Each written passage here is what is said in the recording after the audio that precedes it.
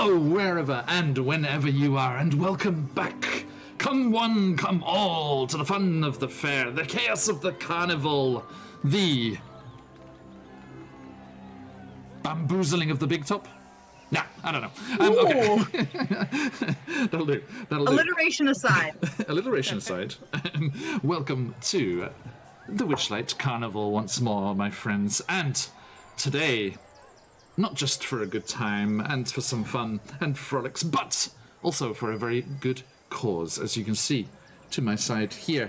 We are in the midst of a week-long charity drive to help raise funds for the Kentucky Disaster Relief branch of the American Red Cross.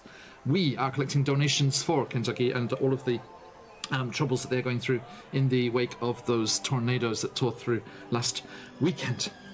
And if you are able to donate, not only will you be helping out a very good cause and getting aid to those people as they are about to head into an awful, awful Christmas and trying to get over and just get past everything that's happened, you will be helping them and helping the people on the front lines, providing shelter and helping with the aftermath of that. And you will also be able to influence play. There are advantages to be given to our friends here. There are disadvantages to give to me. There are all sorts of boons, health potions, wild magic surges to play with, and the chance to get one of your own NPCs into the QuestJunkiesUK multiverse. As you know, it won't be just this session. They'll be sticking around. They'll pop up from time to time, and you have that chance to do that. Head on over to this link. Let me put that in chat if you are able to donate as the Witchlight Calliope.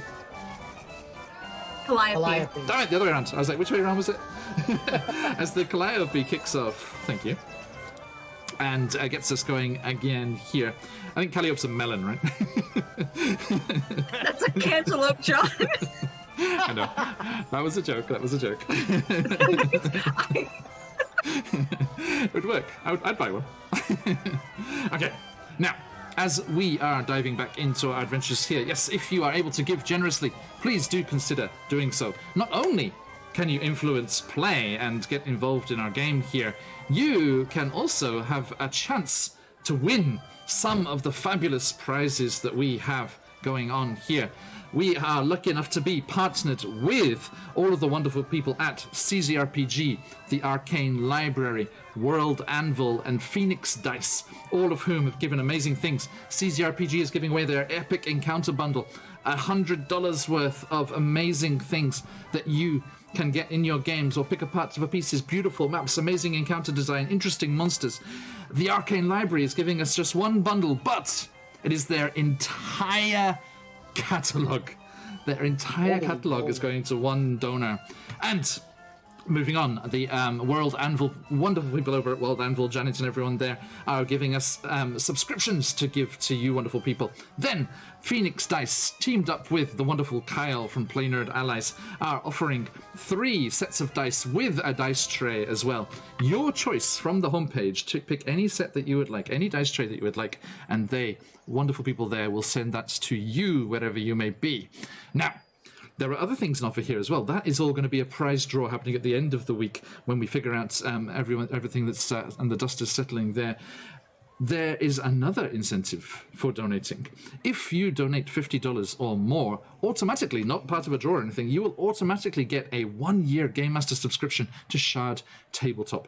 Those wonderful people at Shard Tabletop will also mean that any of your donations at this point will be basically worth double what you are donating, because they have promised to match every donation up to $1,000. So, as you can see, we have been very lucky to have wonderful folks jumping in already and have donated up to $860 already. Absolutely fantastic stuff. Thank you so much to everyone who has already jumped in.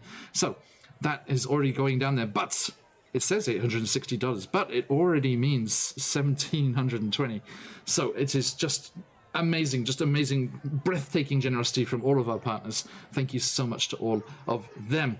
Of course, we do want to give a shout out to our wonderful friends at Sirenscape and all the other audio sources that we use in our games. Please head on over to the VODs on YouTube if you wish to get your hands on the links to get access to those there.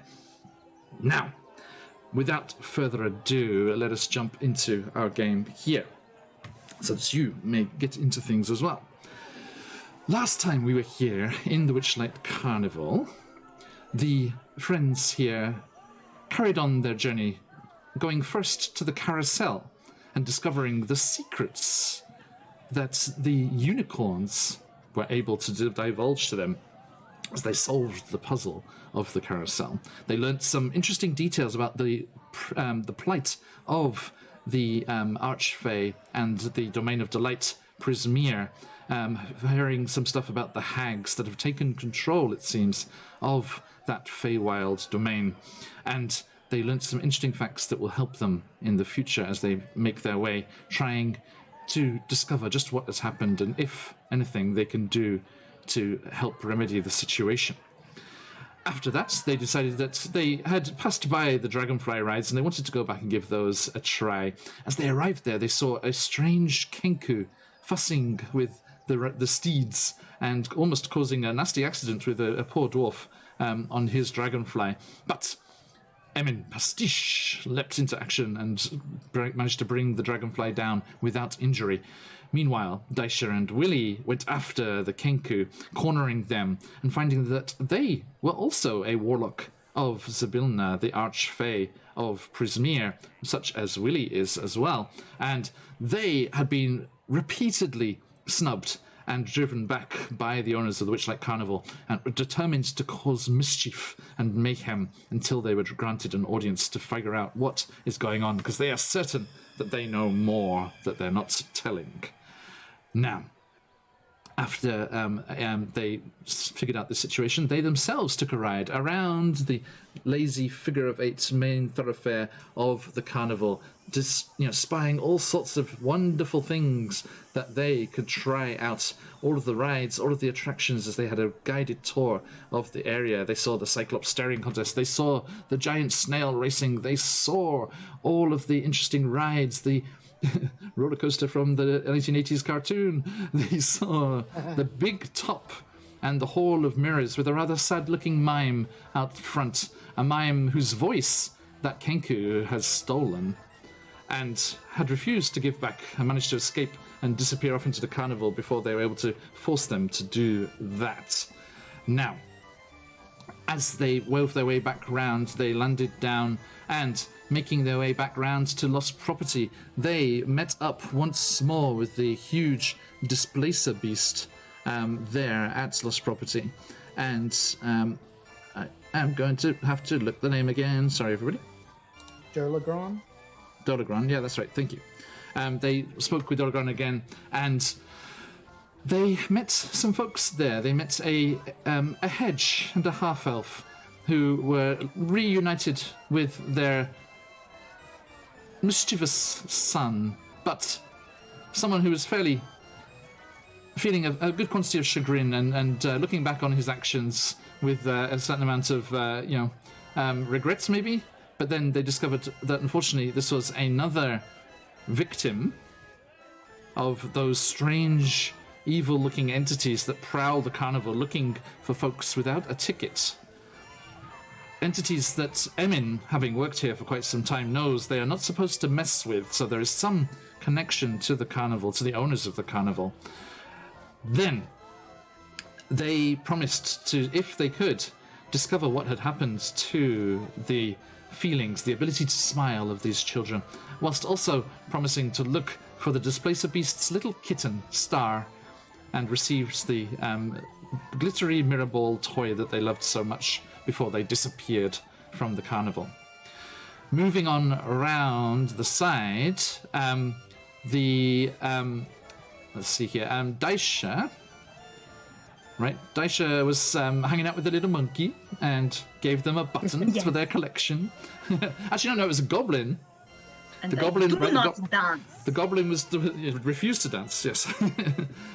And the goblin was taking collections of buttons, whilst the monkey was the organ grinder. There is a story that Emin knows there, but we should catch up on that later. But they were moving their way towards the big top because it is very nearly midnight and very nearly time for the halftime show, as it were, to kick off the first big extravaganza to kick off in the big top there.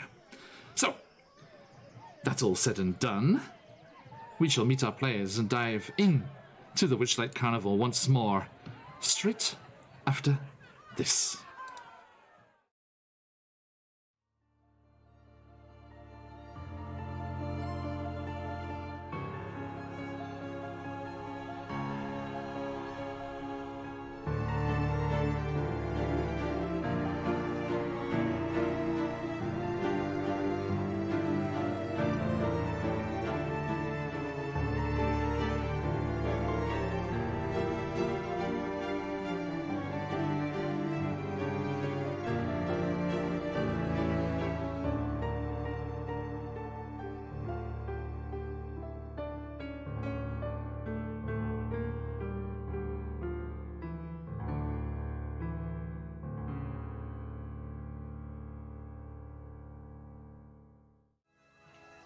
And welcome back.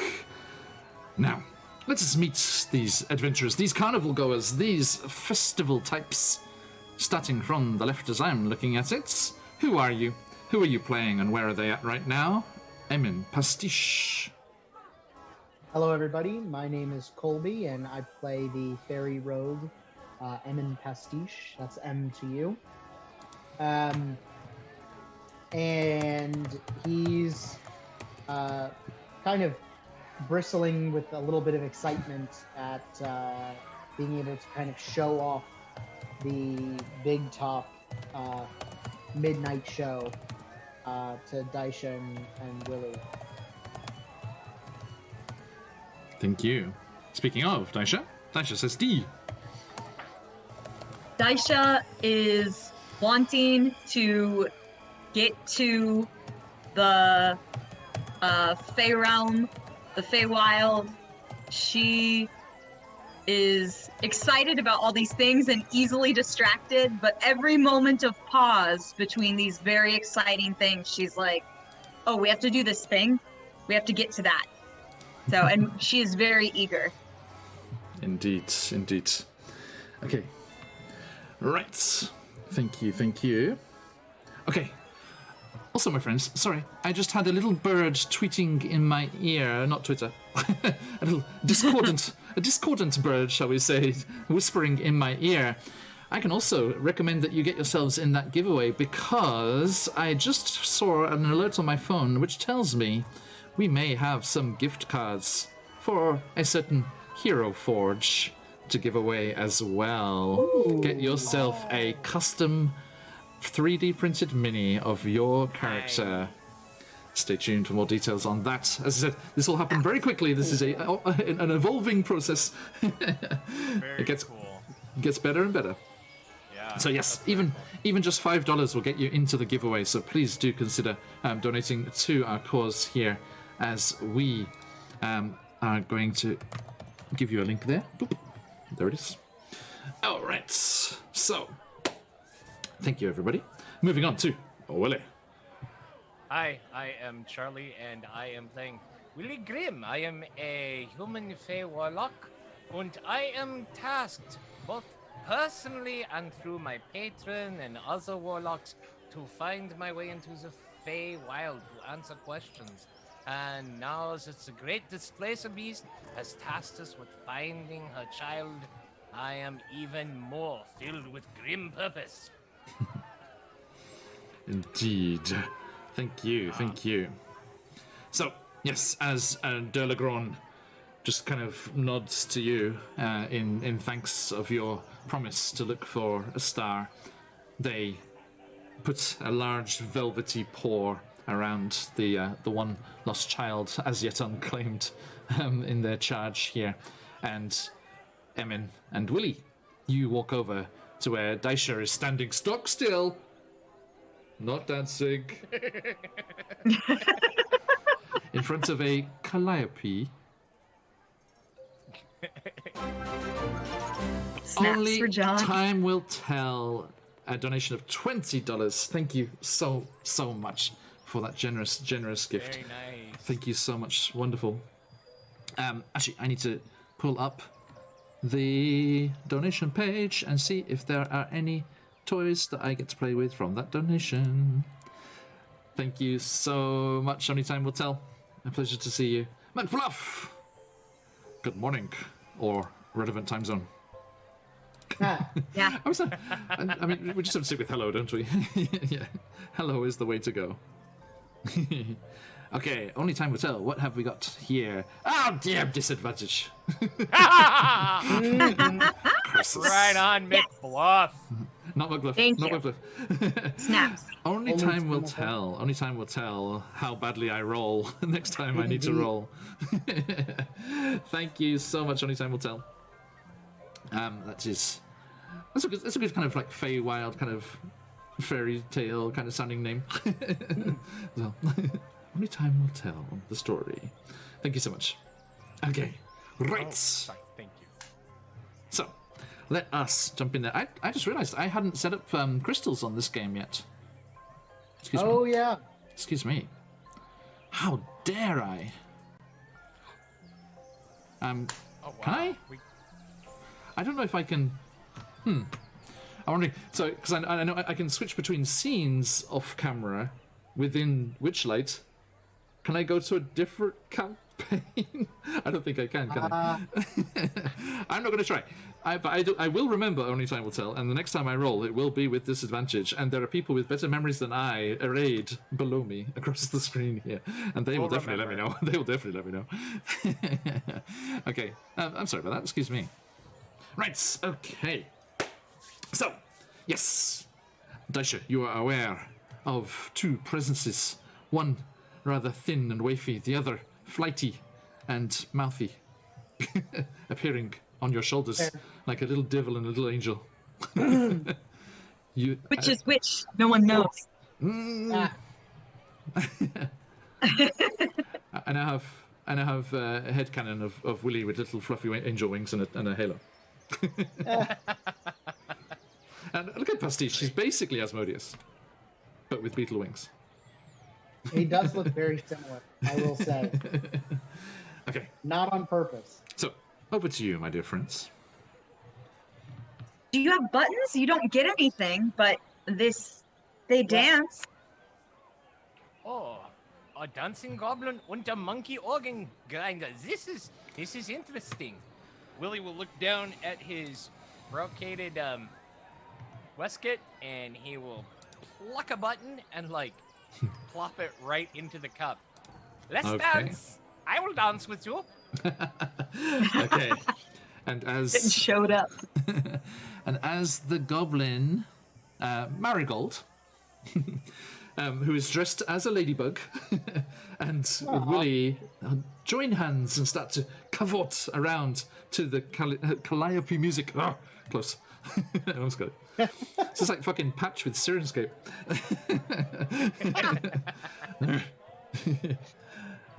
Okay. Mudbluff only just arrived. If you might have missed. Oh, yeah. Sorry, yeah. If chat is there, thank you. Streamlabs. Oh well, there it is. Indeed, Mudbluff. The automatic timers have got your back. Okay, so thank you for that. Now, you are dancing around there, Willie, as the tinkling music spills across, almost magically spreading throughout the entire carnival. You've been able to hear this in the background wherever you've been throughout this place, as several other people are encouraged by your joining of the dance, and also starting to skip and cavort around, and there is much joy to be had there, as the collection of buttons in Marigold's cup clatters and rattles around as they skip gleefully, grinning from ear to ear as only a goblin can.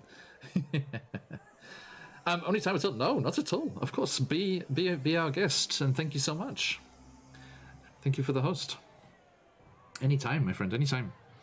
Thank you so much. I believe Hans Loves D&D was mentioning the other day that helps with the algorithm if people are hosting you, even if it's just by yourself.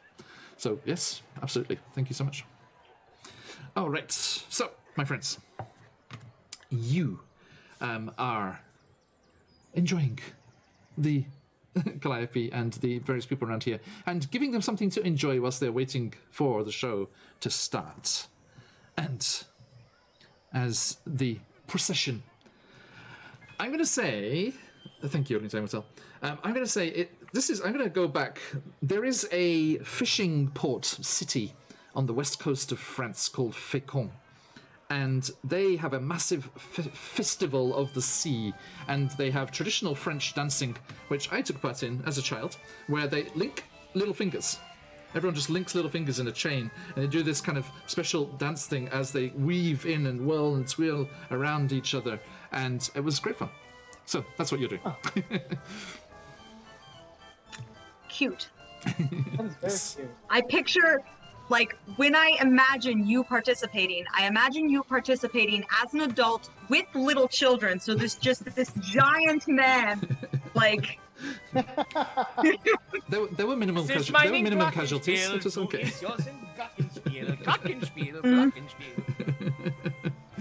Okay.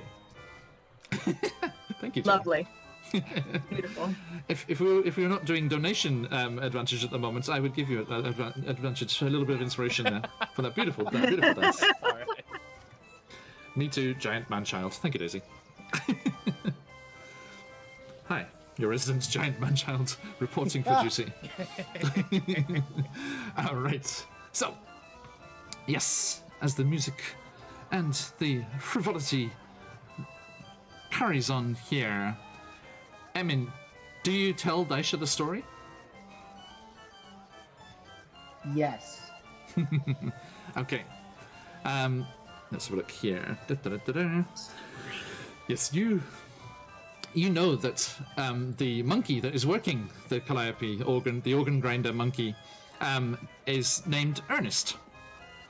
And Ernest is the proud owner of the mind of a middle-aged human, which was the result of a prank involving the organ grinder, the original pet monkey, as it was, a leprechaun, and a great quantity of brambleberry wine. At some point during these shenanigans, the organ grinder's mind was swapped with his monkey's. But the joke turned into disaster when the body ran off with the monkey's mind inside and has never been seen again. Oh my god! So somewhere there is a middle-aged man with the mind of a monkey, living his best human life. Probably not. Probably in an asylum. Spoilers, but in so far, I have not come across them in Prismere as I've carried on reading into this adventure ahead of things here. So I think just randomly, I'm going to have a different group of adventurers in a completely different adventure, like walk into a shop one day, and they'll be like, hello there, what do you have for sale? And it was like, ook.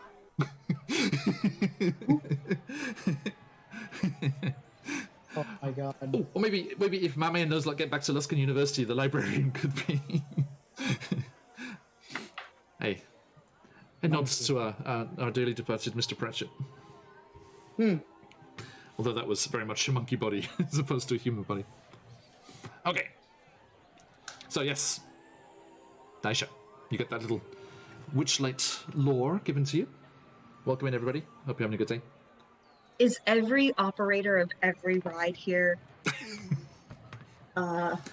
A story has crunch. some sad reason why they're still here? What's your story, Emin? Says a passerby. He's not a ride operator. No. So I don't. Well. I'm sensing a pattern. You know, I'm just gonna let you find out. It's you know, it's not everybody, but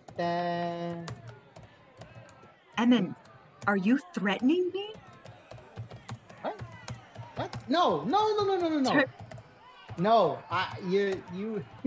we ain't Turns gonna to let Willie. Didn't that sound like a threat?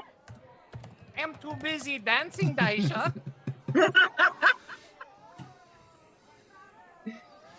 You, You call this stuff voguing? What? Okay. I'm not gonna let you come on. Ladybug costume goblin voguing is great.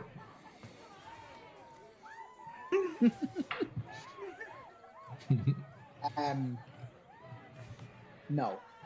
If I had to give a percentage, 70%. So some kind of sad thing,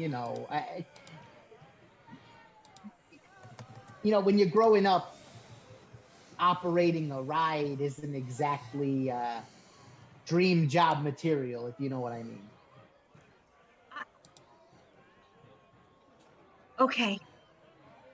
I just don't even know what to say to that. So this man is waiting for his body to come back, and that woman can't go out in the world because she has a deal with a hag, and I'd rather be in the Feywild. Emmon's gonna point at the monkey and say, "Oh no, he's actually quite happy." And you just see he's got this huge teethy grin as the curled lips, and is just as watching everyone just cavort around. And he's just like bobbing his head as he's like doing the wheel. Hey, look. No, that's the grin of a sad heart. She's determined. I shall have my tragic story. Hang on, let's see if I don't know if I have a monkey in my camera thing. There must be a good monkey in here. Come on. Bear with me, folks. Will it be a sad monkey? I have a jellyfish, so there must be a monkey. Jellyfish? Yeah, it's a good one. But not right now. Drown now.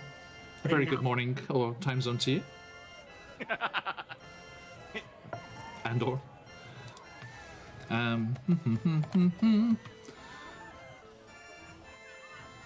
Okay. This one? Oh, yes. Oh, no! wow. Yes. Oh, no. Yes. You can't tell me that monkey right there is not void of happiness. But he's styling. He's styling so hard. Yeah, that's a ska band monkey.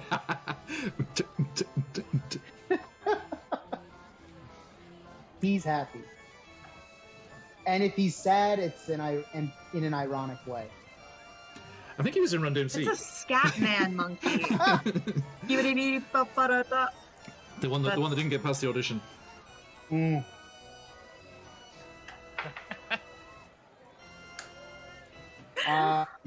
Ooh, the dancing, it was so wonderful. Thank you, Master Organ Grinder. It was wonderful. You're Aisha, welcome. why are you looking so seriously at the Organ Grinder monkey? Look at how happy he is. That huge grin. Oh, my A God. single tear falls down Daisha's face. The monkey also has one, but he quickly dabs it away with the nectar. I knew it! Perception check. That's good. Absolutely. I am pretty sure my perception is garbage. Do it. 13. Okay. 13?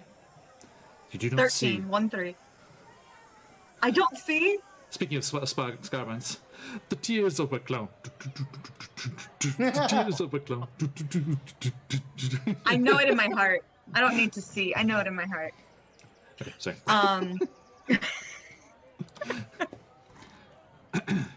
Right, I'm going to turn Everyone came towards for the, Emin because everyone this came for the whole good cause, stayed for the monkey. Yes. I'm going to turn towards Emin because this whole situation has made me so sad. I'm going to be like, can you bet on the snail races? Mark Bluff, thank you so much. Sorry, excuse me, Aisha. This is going to happen. It's for a good reason. No, Mark Bluff with a No, you're hugely, totally fine. hugely generous donation. Thank you so much, my friend. Always a pleasure to have you with us. Now, let's have a look here. Okay, so, what are the details here? Okay. Okay, there is a healing potion coming your way. You'll be pleased to hear. There is a health potion coming right for you. And let's see here. Okay, thank you, McBluff. Thank you so much. Okay, so snail races. Yes, McBluff. Snail races. Okay, so the good news, my friends, there is a healing potion to be used if you need it later on. I would say probably not so much here in the carnival. You may be okay. We'll see. More of that custard damage may be incoming, and then each and every one of you has advantage as well. Ooh. Thank you, McLuff. Yeah. We love you. Wow. Thank you so much. My friends, can we, in this stream, get to $1,000 with Shard Tabletop, making that $2,000? Oh, it's so close. So Come on, close, people. so close. So Thank you so close. much, everyone, for your absolute amazing generosity. Okay, now, as you were discussing the sadness, or otherwise, of the Calliope monkey. Aha, I've got it now. You're on it now. Zoom! There we go. Here you are. Okay, yes. You see a amazingly, you're like kind of like like Brazilian carnival like fan like thing strapped to their back, the butterfly wings, but with even more extravagant things, feathers and sparkly strands coming off and arching off, with butterflies hanging on little dangling threads from the top of these decorations that they have just bursts from the big top, throwing back the flaps to open up the doorway, and you see an extravagantly garbed tiefling come cartwheeling out from the interior and say, "Everyone, thank you for your patience, but your wait is at an end. I present to you, ladies, gentlemen, boys, girls, and everything in between and round the edges, tonight's Big Top Festival. The extravaganza will begin. Please, yes, you make your way. Yeah, take your time. It's okay. There's plenty of seats. Yes, please. There you go. Yes. So excited. Emin, do we sit in the front or do we sit up high in the bleachers? Oh, there's no splash zone. yeah, we're gonna want to be right up on it. Hey. Okay, so the group of you make your way towards the large awnings and the beautiful glittering stars up above the peaks of the tent as you enter into the dark but illuminated by flashes of light interior of the big top, and you hear delighted chatter inside and oohs and ahs as people look at the wonderful things going on inside. Now, as you make your way to a decent spot, you find a good bunch of seats for your friends there. You notice that there is a pre-show already in full swing as you are arriving here. Now, bear with me 2 seconds. Boop. Okay, can each of you roll me a d8? Let's see what's going on before the whole show kicks off. 3. 3, thank you. Hopefully not a sign of things to come. I got a 7. A 7. I didn't mean to roll that many. Apologies. I didn't see. How many did you roll? Like 7 of them. The singular roll was like an 8. Well, it just kept counting up. I was confused. So is that a 3, a 7, and an 8? Yeah, no, I rolled a bunch, but the one I rolled on its own is an 8. An 8, right? And sorry, you're a 7, right? Yeah. Okay, as you kind of like squeeze past the people who are delightedly clapping and wide eyes, sparkling with the various illuminations of the interior of this beautiful tent, you see that some of the acts are already underway. In one area of the main ring, you see pixies tearing around the outside of the ring. racing chariots that are being pulled by weasels. There are 8 of these little diminutive chariots with 16 weasels, 2 to each one. And everyone cheers, and it's like what's your restaurant in the States there? Is it Pastimes? Medieval times. Medieval times. Medieval Yeah, times. and everyone's like each zone of the big top has got the coloured variants there, and they're all cheering on their that's pixie. They're like, "Go green pixie, go green pixie." It was like, "No, boo, boo, go yellow pixie." You look down, you see your seats are violet. Okay, and the people around you are like, "Violet pixie, violet pixie." A young Elturel boy next to you is like, "Violent pixie, violent." He's like, "No. It's not why we're here." Meanwhile, in the interior of the ring, as these chariots churn and go round and round, you're not quite sure how many laps are in this race. It just seems to be going on until the main show starts. There are...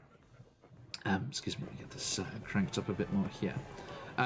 There are other performers doing their acts for the delight of the crowd here. You see in the center of the ring, off to just one side there, another goblin, much like Marigold, but not in a little ladybug costume this time.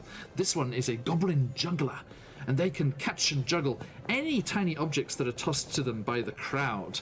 So you see one person just hurl in a piece of fried bread, which they definitely catch, and as they're juggling it, every time it comes around into their hand, they take a bite and they keep juggling it. And yes, another person throws in a gold coin, completely different size, but the goblin's completely unfazed by this and keeps juggling. Anyone else? Any small objects to toss into the goblin? I don't think I have any small objects. I will reach into my waistcoat pocket and pass the golden coin that I received from the tree. Ah, there you go. Okay, yes, you definitely. Well, actually, give me a dexterity check. Pixie Ben her, Charlie. 9. Okay. You slightly inexpertly flick the coin, and it goes too high for this poor little goblin. But they, whilst juggling, do a flip up into the air, reach up, grab the coin, and land before the next object comes on its downward arc, and get it into the mix and keep it going. Das ist wunderbar. I'm going to reach under my chair. Do I find anything under the chair? Give me an investigation check. Yes. I got a 3! Oh my god, it continued from this morning. I knew it. The Witchlight. I knew it. Where's Mason's dice? Hold on, I have to go get real dice. The Witchlight I got a Coven 3. is coming. 2 3s in the game so far. Together make the hourglass. Oh. I already told Colby, I'm not sure if you saw this morning, Charlie, but I got a 1, a 2, and a 3. Right. All right, I found Keep your bad gum. luck to yourself. Nothing over a 10, I believe, right? Nothing. I got a 7 on the other roll. I'm gonna put the gum back under the chair. I'm not gonna throw it. Very kind. Very kind. Mm-hmm. And I'm gonna go get some physical dice. Hemin's like, hey, there's some good chewing on that. Still got some life in it. Yeah. Okay.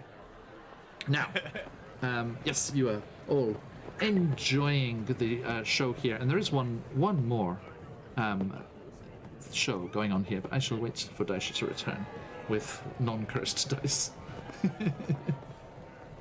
I can picture Emin being like, licorice?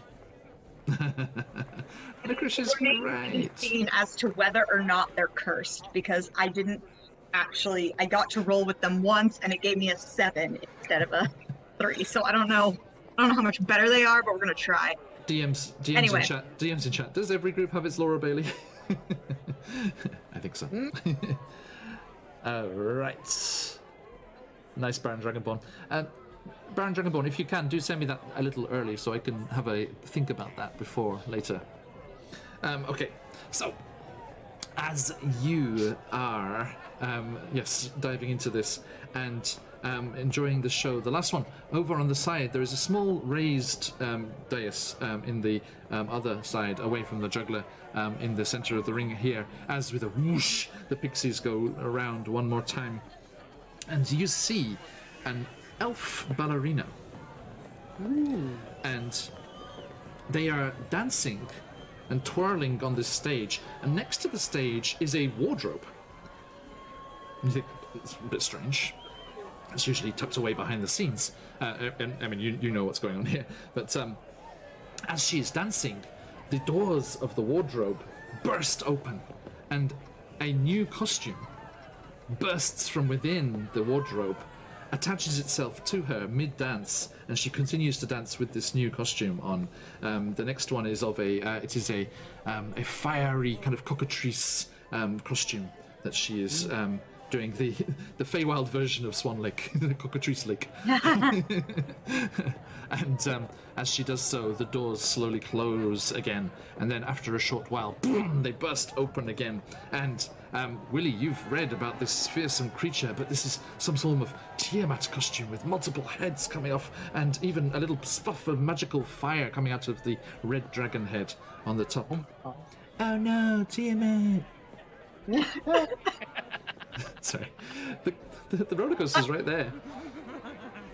Is it how evil was that DM in that campaign? They get sucked from the real world, level 1 adventurers, right into the world of D&D, and right in front of them is Tiamat. That's brutal. Very. Rude. Rude is what it is. Whoever the DM was, they definitely fudged the dice rolls because they lived. Okay. Imagine how vicious that would have been as a child's cartoon. It's just like, what is this magical place? Yeah, Dungeon Master was our first exposure to a sociopath, so... Adventurer, welcome. Okay. Now. Oh, I missed an opportunity there. One of the carousel unicorns were Uni! Colby and Steph, did you ever see it? You're too young, right? No, I've seen bits and pieces of it. If you can later, look at the intro on YouTube, because that's what the roller coaster is at the bottom of the map there. Hang on, let's zoom over there while we're chatting about it. Sorry, folks. I was going to say, I don't know. Here. Sorry. Yeah, that is taken directly from the intro to the cartoon. It's cool. I was going to say, I don't know if we're too young or if I just wasn't that brand of nerd quite yet. Okay. I was a different brand of nerd back then. Yeah. No, you're too young, because I was like 11 or 12. It was like 81, 82 when it was out. It was You just turned 21, Charlie. I don't know. I don't know how old you think I am. Here, take on my gold. Take on my XP. Right, only time will tell. There's so many great things in these maps here. These wonderful maps. By the way, if you want to play a very nice adventure, do check out oh god, hang on, it's been a long time. What's it called? When a blackbird comes down. Crap! I've forgotten what it's called. I'll put it in the Discord later. Anyone who's following us, jump in the Discord and you'll see it.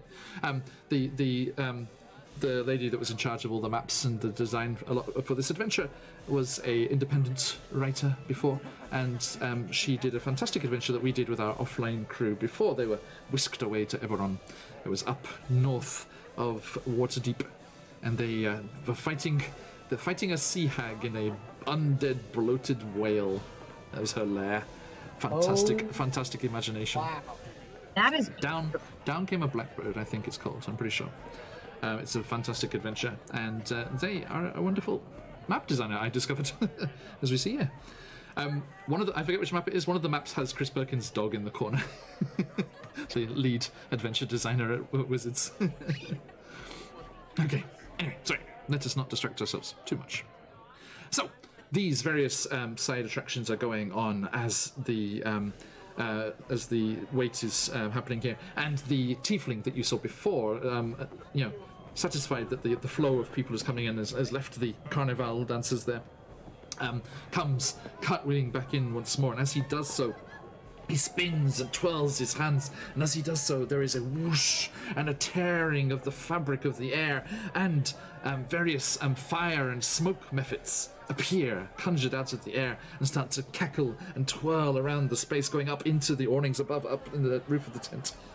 With these trails of smoke and flame behind them, and he leans back and, inhaling, lets forth a massive gout of flame as he does a fire-breathing show. And there is a picture for that, so let me find that for you, because it's fabulous. This one. I think I showed you last time. I'll show you again. There they are, with the smoke mephits and the fire mephits. Scouts of green flame lights up the interior. I think, and the goblin was juggling something, and just the something in its on the top of its arc just went into the flame and just got incinerated. He's like, "Ow!" Looks apologetically at the person who threw that to him. It was not your gold coin, really. You could tell I was thinking that. After a short time, although I think a gold coin from a treant blessed by green flame would be a rather powerful thing to have. As these sideshows and things are going on, the ballerina twirling, the goblin juggling, the charioteers with their weasels clattering around the outside of the ring. That's a picture and a half, isn't it? Yeah. You see, where you know the backstage area to be, the flaps of that awning there are pulled aside by two other Witchlight hands, such as yourself, and the charioteers go charging off into the backstage, disappearing from view, to cheers from their various parts of the crowd. And the goblin starts to caper about the ring, tossing back the various items that you got from people. Willie, the gold coin comes sailing in your direction. Give me a dexterity check, please. Oh dear.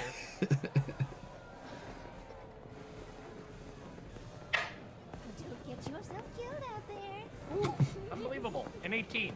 Ah, fantastic. Yes, Nice! you're like, no, I got it. Managed to definitely catch that as it comes spiraling your way, glinting in the light of another gout of flame from the fire breather, who then does a swirling bow, moves his hands up into the air, and poof, poof, poof, poof, poof, the various mephits wink out of existence in a burst of smoke or flame, respectively. And he starts to cavort and cartwheel and acrobat his way out of the arena as well. And Phoenix, would it be possible, even though I'm not proficient, to use Arcana to try and determine if he's using some sort of spellcraft, or if those are like innate abilities that he has? Please do. Yeah, please. Right, we've left the art is gorgeous in this book. 15. A 15. You think it was illusory? Oh, okay. Okay, thank you. You're welcome. Okay. We'll make a note of that in my journal after the show.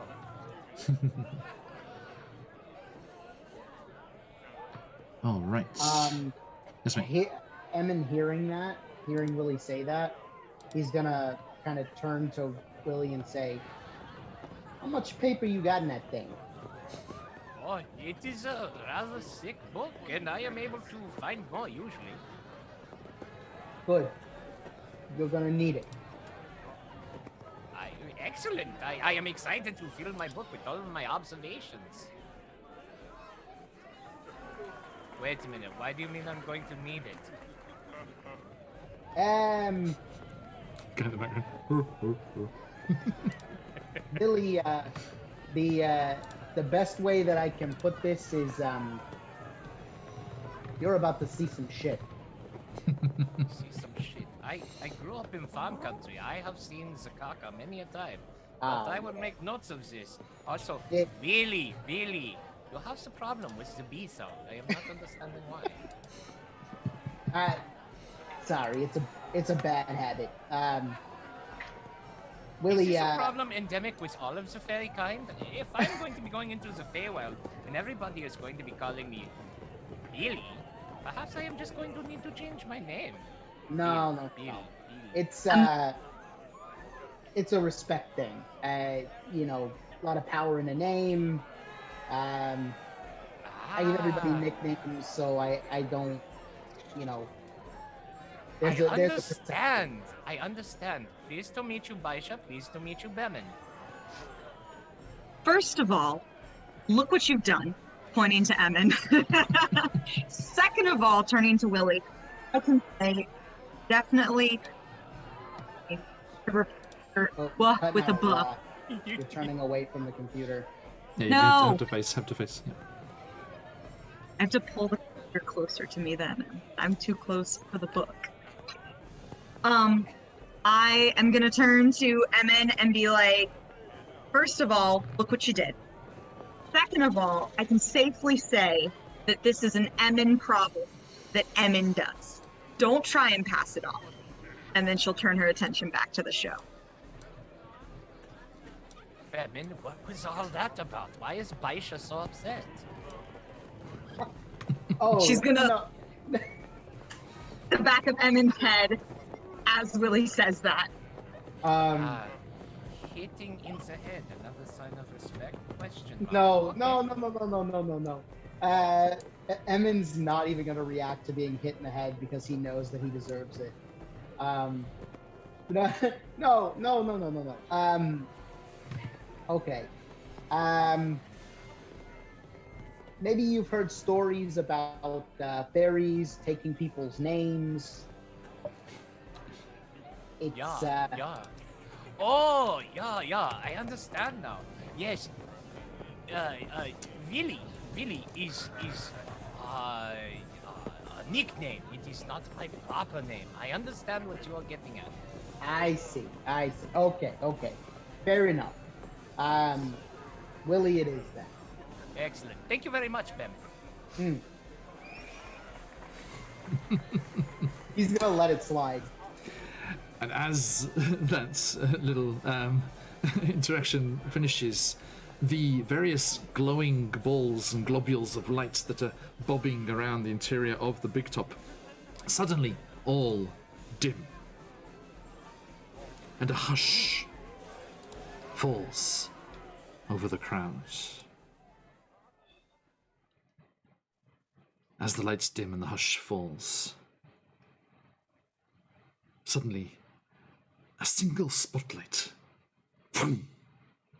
is illuminated on those same tents leading to the backstage. And standing in front of them, where there were a couple of Witchlight hands before, you see a lithe, elven-looking figure sitting in a silver hoop, suspended above the floor below by silk ropes. The elf wears a dazzling suit of diamond pane mirrors and a pair of butterfly wings resplendent in the colours. He also carries a long sceptre, a sceptre which is topped with a spinning vane, like some kind of weather vane. He gestures with a long, flamboyant gesture of the arm, a spin as the ring starts to turn slowly, and he manages to gesture to the entirety of the hushed crowd.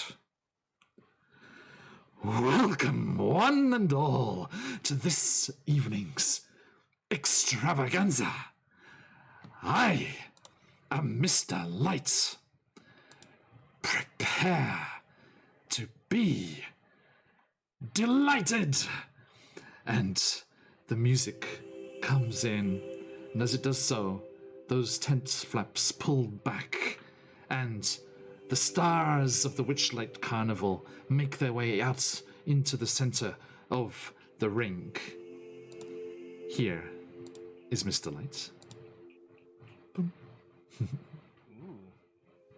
Although he's more bedecked out than this. This is his regular clothes. Wow.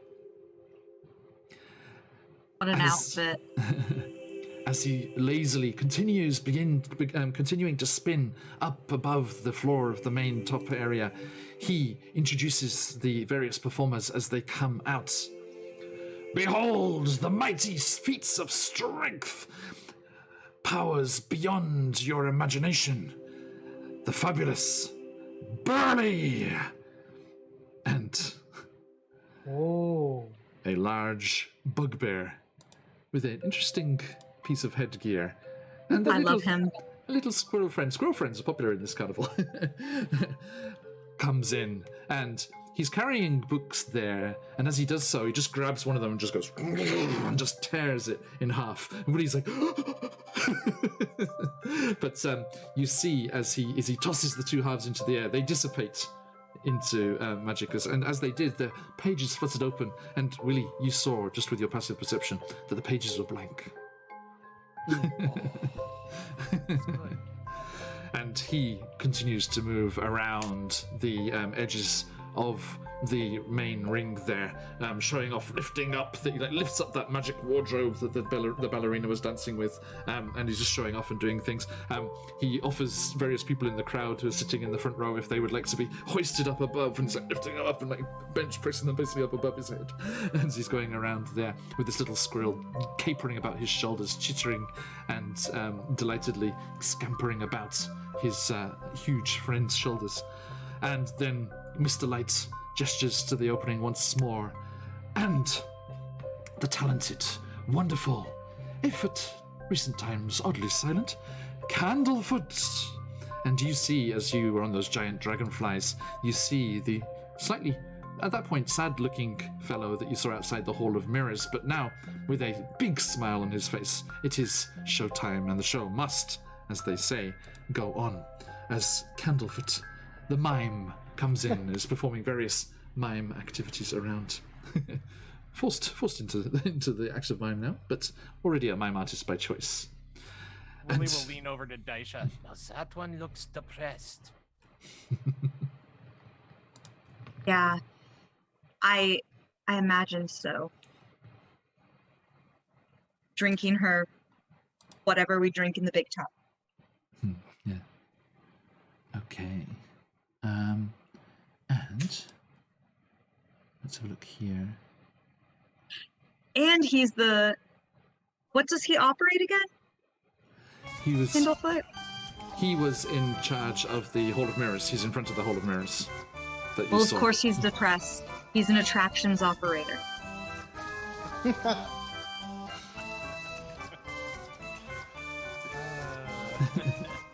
Okay, I can't say anything to that. Okay. At this specific carnival. Yes. Okay, so I'm just quickly trying to find something here. Excuse me. Ah, yes. And as the music cuts us, the Candlefoot and Burley are accompanied by a massive stream of other performers. Emin, you have taken your turn at doing some of this work as well in this extravaganza, and you remember it fondly. And there is just a massive parade of acrobats, clowns, fire breathers coming out into the main center of the ring here, and zooming out of the backstage and up into the space above. There are fairy dragons who have long glittering ribbons trailing behind them as they twirl and go through various patterns, making a delightful spectacle up in the roof space of the big top tent. And then this carries on for some time, the various performers interacting with the crowd and delighting the carnival goers here. And let's have a look here. Then the whole thing goes on for over the course of an hour, but as this is all happening, at one point right around the center of the show, the music stops, and another song starts to be heard coming from behind the main area.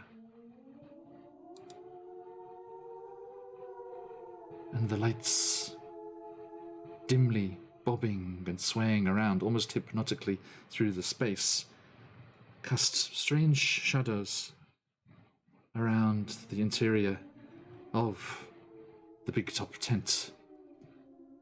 And a large crystal-looking ball is pushed through the opening into the backstage, and inside there is an illumination from a dazzling costume worn by a mermaid. Emin, this is Palasha. Palasha.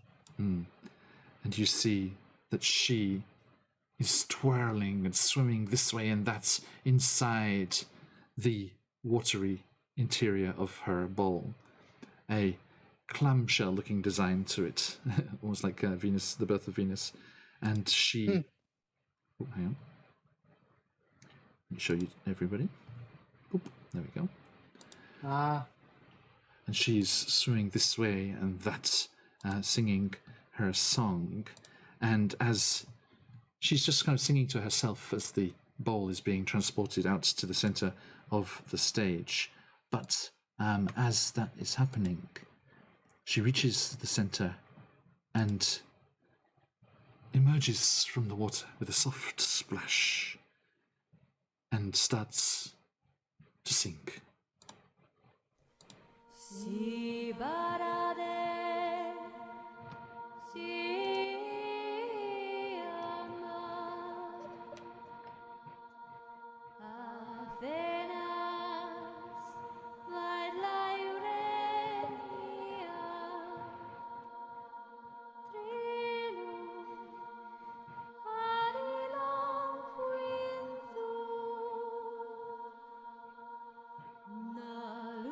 It's free to identify the language. Please. 19. Elven. Thank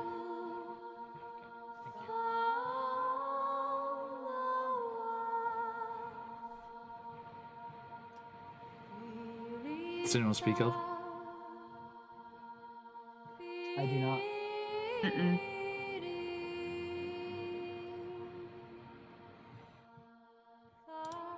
Now I'm like, let me double check. No. And there is almost a weighty pause as she stops, and the song, echoes of it, almost tangible, remain in the space here as the lights slowly dim. And in the darkness, you hear the being wheeled back out. I was waiting for you to say a scream. I was like, what kind of weird seal woman curse does she have? Where in the dark she turns into a seal, was my thought. No, it's the wheels on there. I think. Yes. And as the people, as if released from a spell, has come back into chattering amongst each other, excitedly talking. Emin, you remember that Palasha learned that song the last time you were here on this planet, on this plane of existence, when the carnival stopped outside a place called Baldur's Gate. There is a tavern, if you recall. Yep, I do. In Baldur's Gate, called the Elf Song Tavern. And Palasha was desperate to hear the song of the elven ghost that was said to appear from time to time in the tavern. As luck would have it, they were able to go there as she appeared one evening. And there was quite a stir as all the various carnival performers went into the city and paraded through the town. It drummed up a lot of business for the carnival. Those who were stuck behind their little circles of existence within Baldur's Gate, not having any idea what was going on outside the walls. But there were great things learnt that day. A lot of the acrobats travelled to Little Kalimshan and learnt some of the moves of the whirling dervishes there, of a interesting goblin crime boss and his performing troupe. Excuse me, folks, we're being having fond memories of Descent into Avernus, the Baldur's Gate section, before we travelled to the Nine Hells.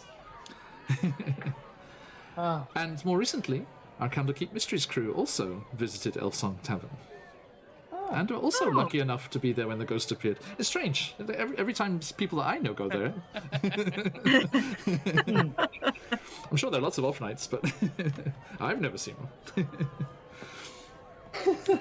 one. Yes. Anybody recognize the song, just for brownie points? I actually can't hear it. You don't have Sirenscape on? I have Sirenscape on, but for some reason it says device disconnected, so I just haven't been stressing it. If you jump onto the Sirenscape homepage, you should be able to redo that, or Okay. just restart it. Okay. So, yeah, bad luck. Emin, Willie? No, it's okay. It was a male voice last time, not a mermaid. A little harrier of foot. I'm going to use what a little bird in chat just wrote and say, was it what Pippin sang to Denethor in Return Yes. of the King? Congratulations, only time will tell. That is right. It is the song that Pippin sang to Denethor in Return of the King. Very nice version of it. Thank you. Yes. Okay. There was not a crazy king stuffing greasy chicken into his face at the side, luckily. nor rampaging armies at the gates. Okay, now, as well done, only time will tell. That is the one. That is the one. It's been a while since that film, so congratulations, well done.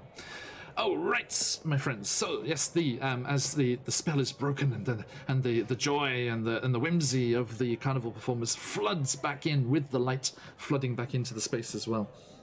The show continues on, and you see all of the various performers doing their utmost to delight and provide the big top extravaganza that you know so well.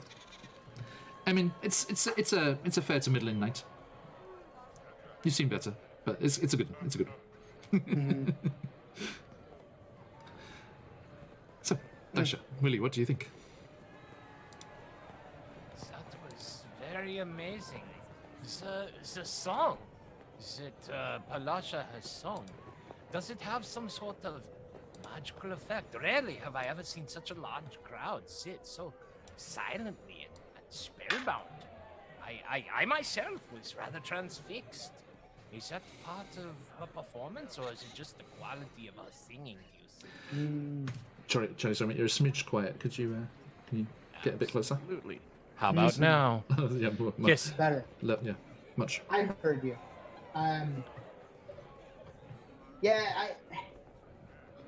It ain't the song. It's I think it's her. It was a most amazing performance.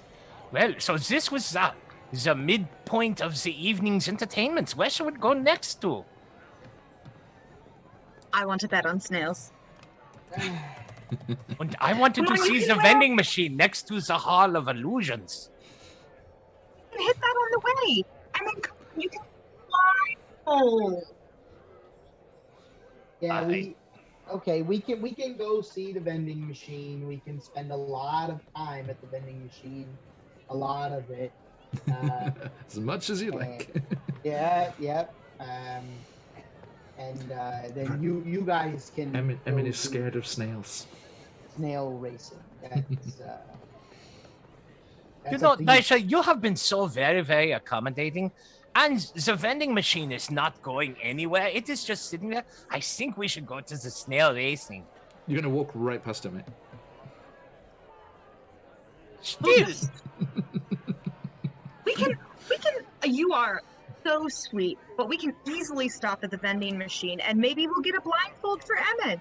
You don't have to see anything, and you can't hear them from the stands.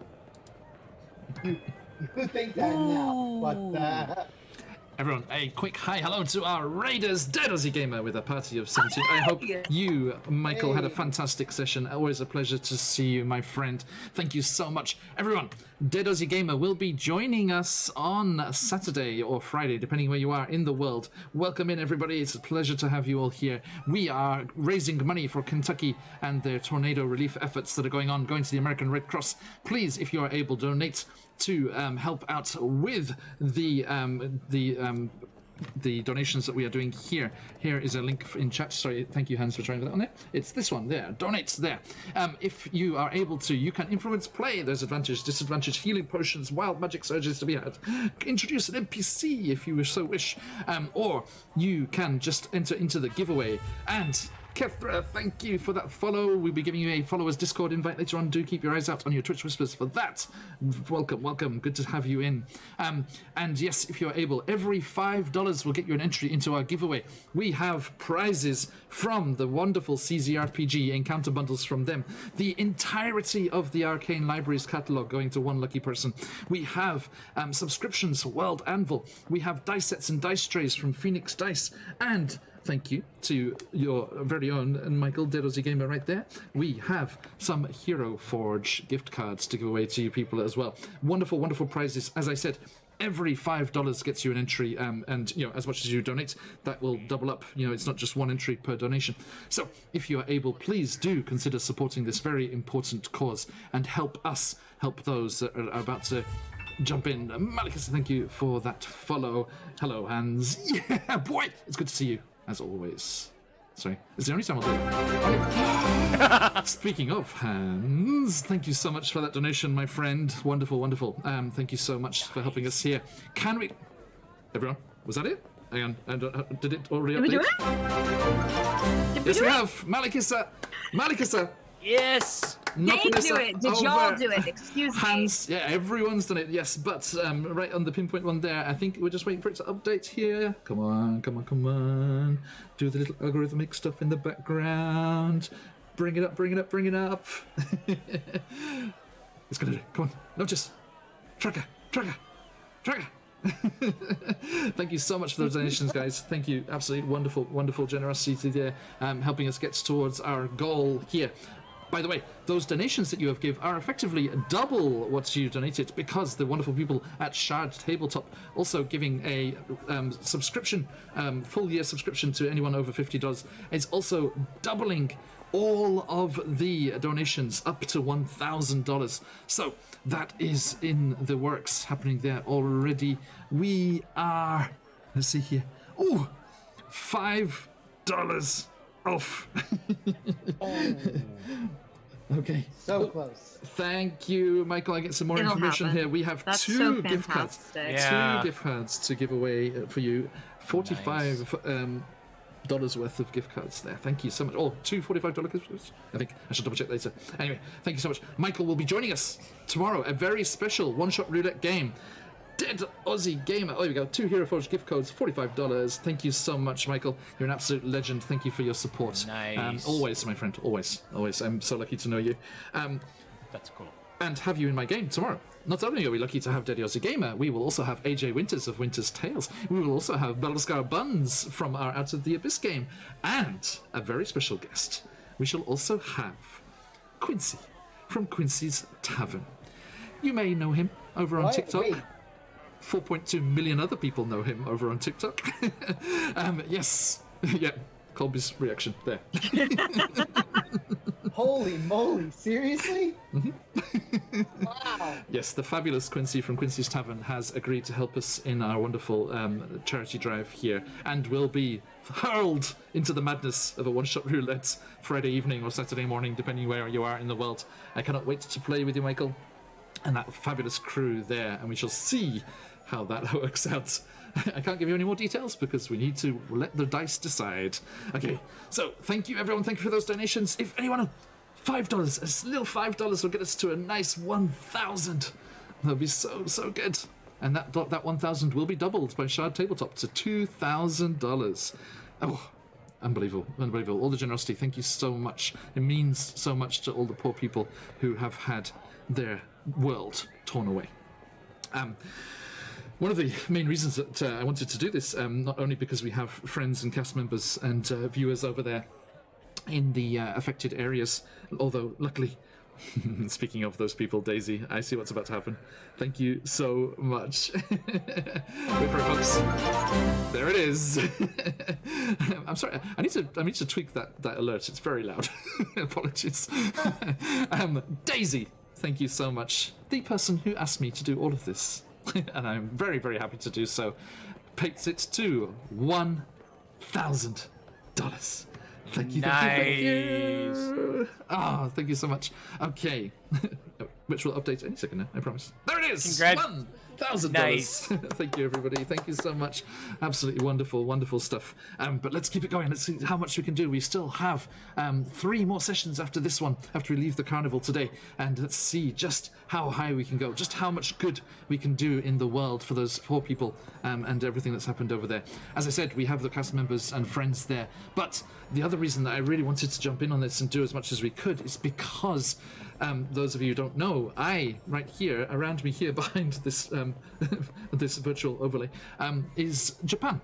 And not only is it Japan, it is Fukushima, Japan. And those of you who are aware of what was going on 10 years ago will know that parts of my city, where I am sat right now, were washed off the map, much as those tornadoes tore parts of Kentucky off the map by the vicious tsunami that swept through and wrecked so many lives and worlds 10 years ago. And in those days, I only had a car to shift supplies around and a pair of hands and a shovel to dig towns out from all of the destruction. But we have a bit more that we're able to do these days. And thanks to all of you beautiful people, all of you generous people, and all the wonderful partners that we have that have banded together to help us in this vital, vital effort. Excuse me, I get a bit emotional here. All right, John. Congratulations, man. You're doing really good work, and I mean, No, everyone else thankful is to everyone. this, Yeah, just throwing it all together. There was such an outpouring of generosity and support from overseas for it. yeah.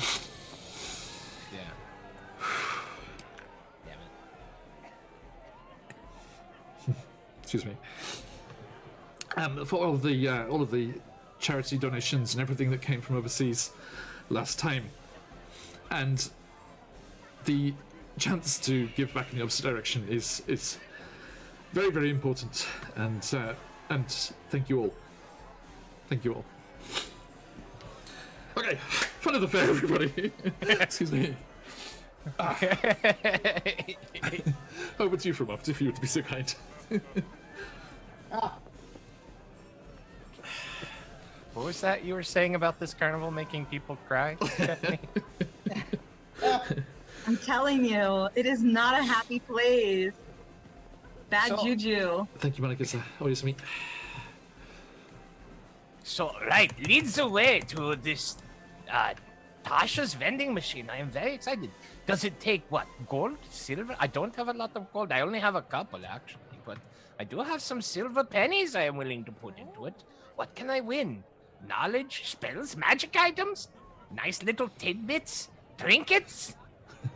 Probably trinkets. I will take the trinkets. Yeah. All right. We'll go look at the vending machine. Thank you, Bemin. Leads the way. Okay, and as the various performers leave the center floor of the big top ring here, and the side acts starts to take up their positions once more, as there are always things happening inside the big top arena here throughout the evening, you emerge once more and look up at the dizzying array of stars just scattered across the night sky above you, and you make your way once more under the glittering fairy lights and decorations of the main thoroughfare and out into the carnival once more. As you make your way around the ring of the thoroughfare there, you do see just a few steps away the Hall of Illusions, where you see Candlefoot is already back there at the gates, gesturing through the entrance to a few giggling carnival goers who are looking forward to the strange distortion and the mirrors that they can see within. And let's just leave the big top here. Boop. As we head outside once more. Now, you walk around and Charlie, yes, you beeline for, as we can see on the map right there, Sorry, I can't get any closer than we already are, but the art is great. You see the little vending machine that you had spied from the giant dragonfly. And, let's see, where are we?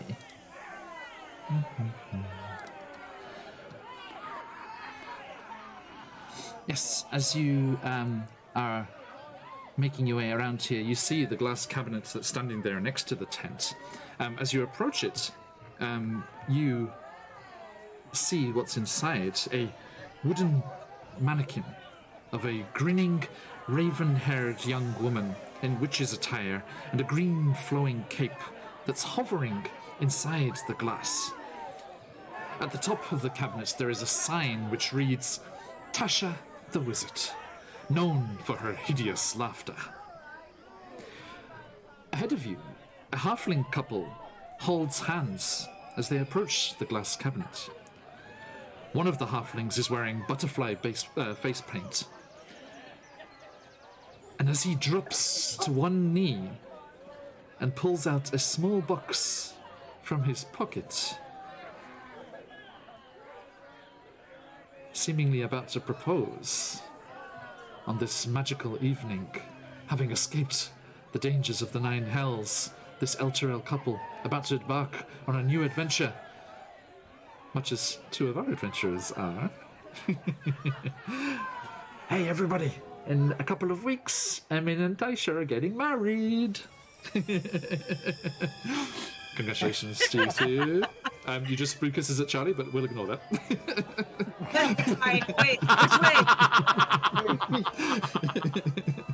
Wow. Which way? So yes, congratulations. Okay, Nice. Thank you. Thank you. Wish we could be When there. you guys see us, we're gonna have different names, but not our characters. Sorry. Yes, the characters shall be the same. But yes, our next session of Wild Beyond the Witchlights will be with a married pair of adventurers.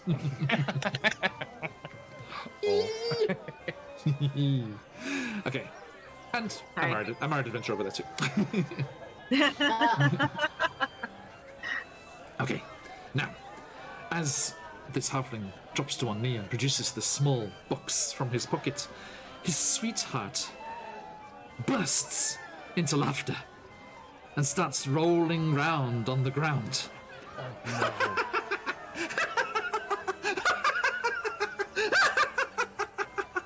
Just non-stop, over and over. The halfling in the face paint begins sobbing. Daisha, the evidence is just racking up, and darts into the nearby tent without getting his ticket punched by the mime.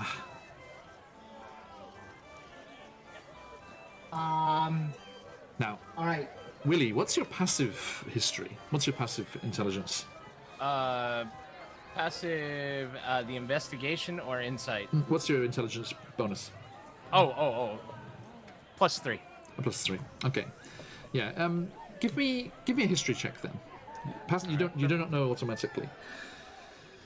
As this female halfling is still just rolling around, helplessly laughing. A 17. Okay. Yes. You recall in your various readings and in lookings into the arcane arts that Tasha was one of the names reputedly used by Igwilf, the Witch Queen, a legendary archmage. All right. So clearly she's... Basically, Willie catches up with where Charlie's at.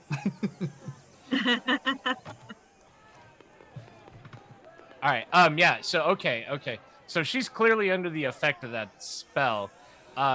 Willie looks at Emin. Have you seen this before? How long is this going to last? I mean, this looks bad. Such an ejection would break his heart. You know, Emin, that the attraction here is, the magical effects of this case do cast that laughter spell. So it's just the halfling just chose the worst place to propose. That's all. Emin is gonna he's already chasing the guy into the tent. I'm gonna. And he's like, "Yeah, it's the machine. It's magic. I gotta go." I'm gonna grab her ankles and start dragging her away. I'm gonna drag her to... Hold on, where are we? To the other side of the Hall of Illusions. Okay.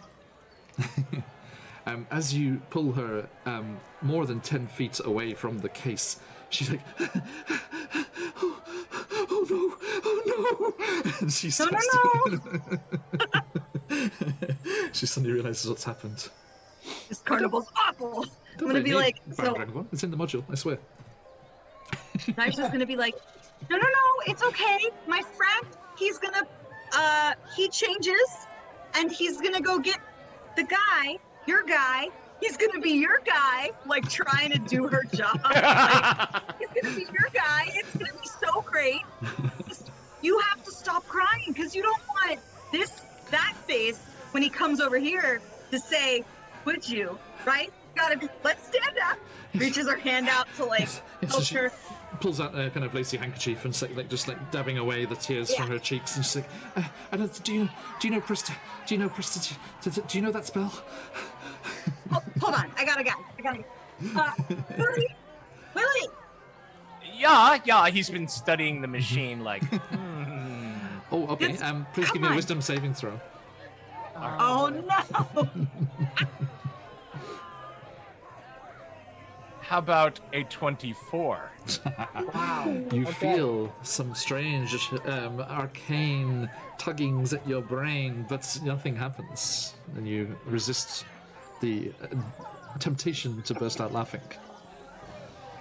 Yes, Dasha, you have called me, and I will turn from the machine and see what Daisha wants. This girl needs that spell. This girl needs that spell for her face. Oh, yeah, Liebchen, of course. I am happy to cast the spell. What are you wanting? A nice floor of perfume, some musical notes, maybe fireworks. Can we make it all happen? Yeah, it is just a cantrip. Are there any boxes nearby? Like, I just need a crate. Sure, yeah, around the side of the thing, yeah. Okay, Daisha's gonna grab a crate and like put it down, and then she's gonna pick up the girl and put her down on it. Mm-hmm. She's gonna like splay out her dress around it so she looks like higher up, like she's on a cute like pedestal kind of thing, but you can't see the pedestal because her dress kind of covers it. And she's gonna pick her up and put her on there and be like, okay, all right, Lily, do it. And she's gonna take out a little, like, not quite a notebook, like just a ratty, like barely put together pieces of paper, and take out a pen, and she's gonna sit in the corner on the other side of the Hall of Illusions, and like wait for Emmon to bring the boy. Okay. All right, Willie will make a circle to see what's wrong. Look over at Daisha. You'll need to take better care of your journals. We will talk about proper book maintenance later. And then use it to clean her up, like where she was drugged, clean up her face, all the stuff. She's like, do you think my poor Ruben will be okay? That was what happened. I will explain to him that you were under the effect of a spell. It was not your fault at all, Liebchen. It will be fine. Once he hears that you were taken by surprise by that horrible laughter as he was, surely if he loves you, he will propose again and everything shall be wonderful. Yes, please do what you can. Ruben's lovely. I've dreamt of spending our lives together. Yeah. Calm yourself. Deep breaths in through the nose, out through the mouth. Let me give you a little bit of rouge on your halfling cheeks. And she starts calling out. She's like, Ruben, please, I'm so sorry. And I mean, you hear that coming from outside the tent as you push inside. as you make your way towards this tent, which you've seen a ton of times before, you can see that the large tent here is painted with a mural of shifting images that show grinning fairies diving into pools of colour. The helical stripes of the tent's pointed canopies rotate in spirals around the peaks, and the whole display seems designed to befuddle onlookers. A clown, Candlefoot, dressed in muted garb, stands, no pun intended, well, very much intended, I assume, stands at the tent's entrance, blinking at you. Sadly. And he nods at you, Emin. I need your ticket punch. The thing. You say again, sorry? I need your ticket puncher. That guy went in without getting his ticket punched. Big problem. And he kind of nods, but doesn't say anything. He doesn't know that you know he's lost his voice. And he seems very concerned. And he seems... Roll me an insight check. He seems very, very concerned, looking after the halfling that disappeared in there.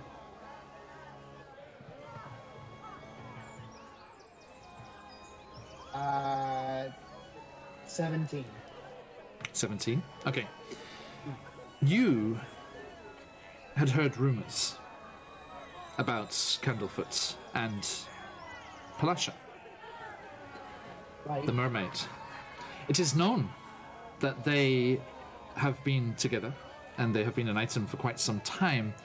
And looking at his reaction here, and the way he's staring after the halfling and back towards the bride-to-be, hopefully, with over there with Aisha and Willie, you think he may also have been about to propose when his voice was stolen away by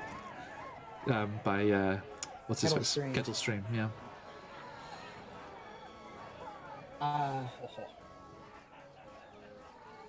And he looks at you. He's just like, he's like,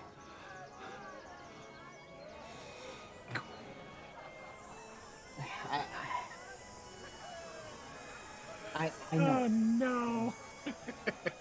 Listen, I don't have a whole lot of time to explain, but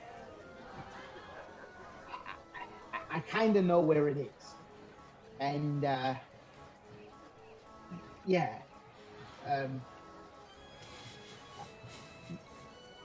that's our next thing. We're gonna try and get it back. We'll do what we can. We'll do what we have to. he gestures just inside and just pulls the flap of the tent, undulating as it is with colours, to the interior here. So, as you duck into the interior of the tent, let's see.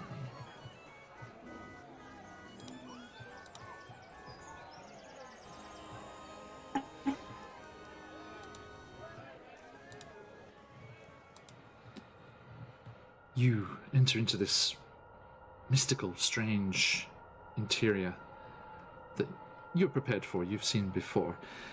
You see the tall mirrors that line the interior walls of the tent. The mirrors near the entrance reflect you in your youth. And as you make your way into the interior of the tent, the mirrors slowly show you getting older and older, until further in you see yourself in your twilight years. What did Emin look like as a child?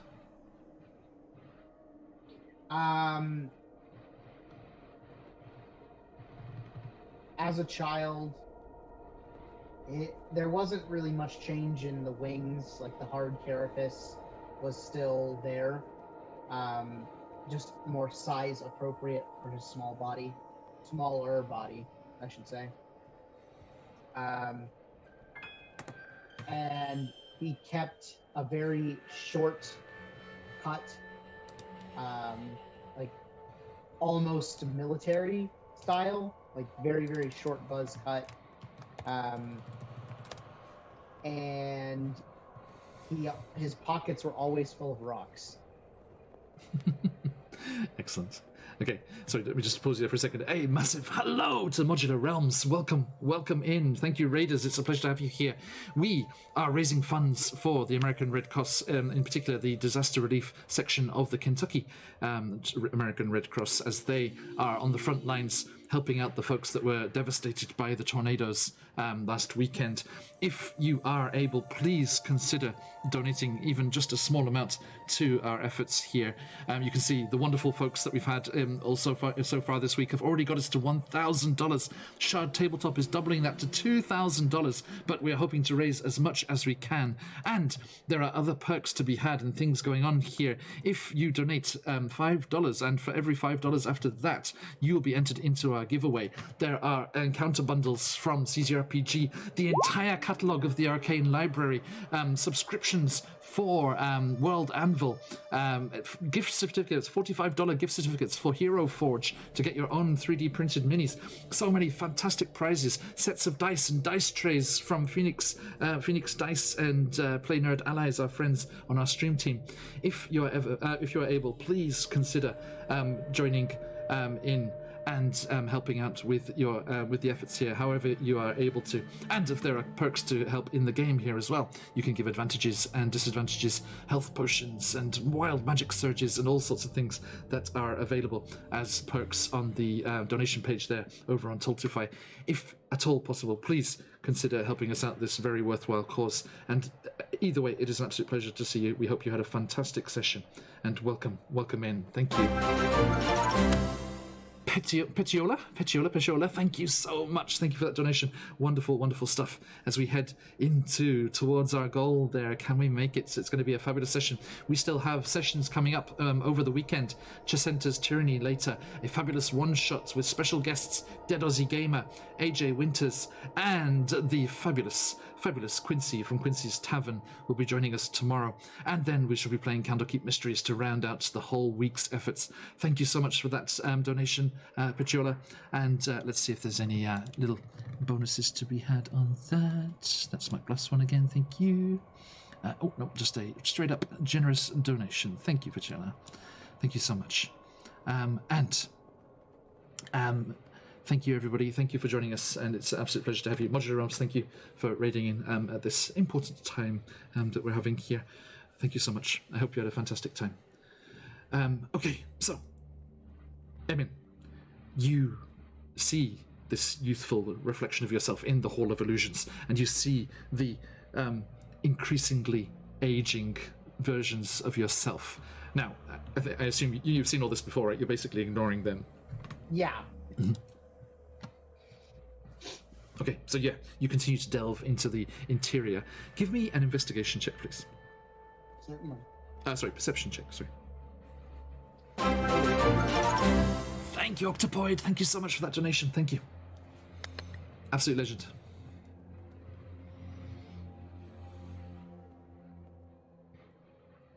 How'd you go? 15. 15, excellent. Okay, after about a minute or so, weaving in and out, the setup of the tent in here is meant to mislead you and kind of befuddle the senses as well. And the interior of the tent, whilst dimly lit compared to the outside, is also swirling and twirling. The patterns, the colours around. You make your way further in, and after a time, you see the name. You heard the name being shouted from outside, this apparent Rubin character. And as you find him, you see the halfling gazing worriedly into one of the mirrors. And as you get closer, you can see the reflection that looks back at him. It is the halfling's youthful reflection. But behind him, in the mirror, you see a face that you have already seen during this day's spent in the carnival. You see a little girl, with a pig face mask and an oversized lollipop, whispering to the halfling's reflection.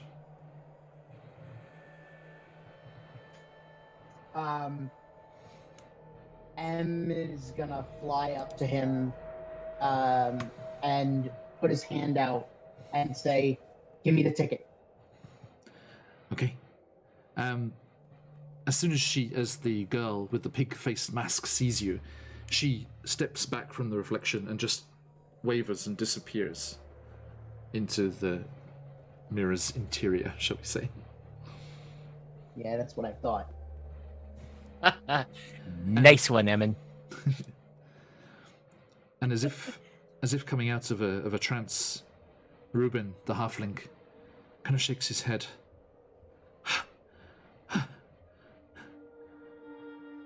Oh. Hello. Who are you? Hi, my name is Emin. Reuben, I'm assuming? Yes, that's me. What's left of me? Yeah. Who was that? He just points into the mirror past his useful reflection. Emin is gonna, his face is gonna get a little more dour, and he's just gonna say, auxiliary staff.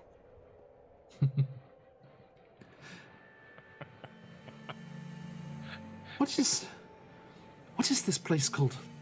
Thither.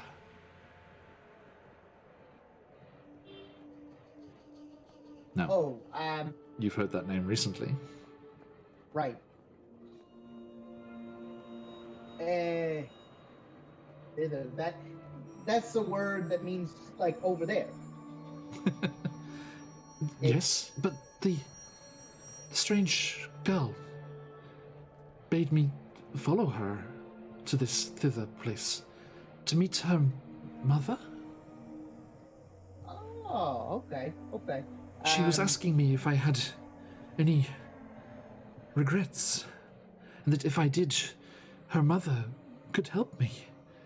All I had to do was follow her. And he puts up a hand onto the cold glass of the mirror and kind of looks ruefully outside the tent. Emin is gonna slap his hand away from the mirror.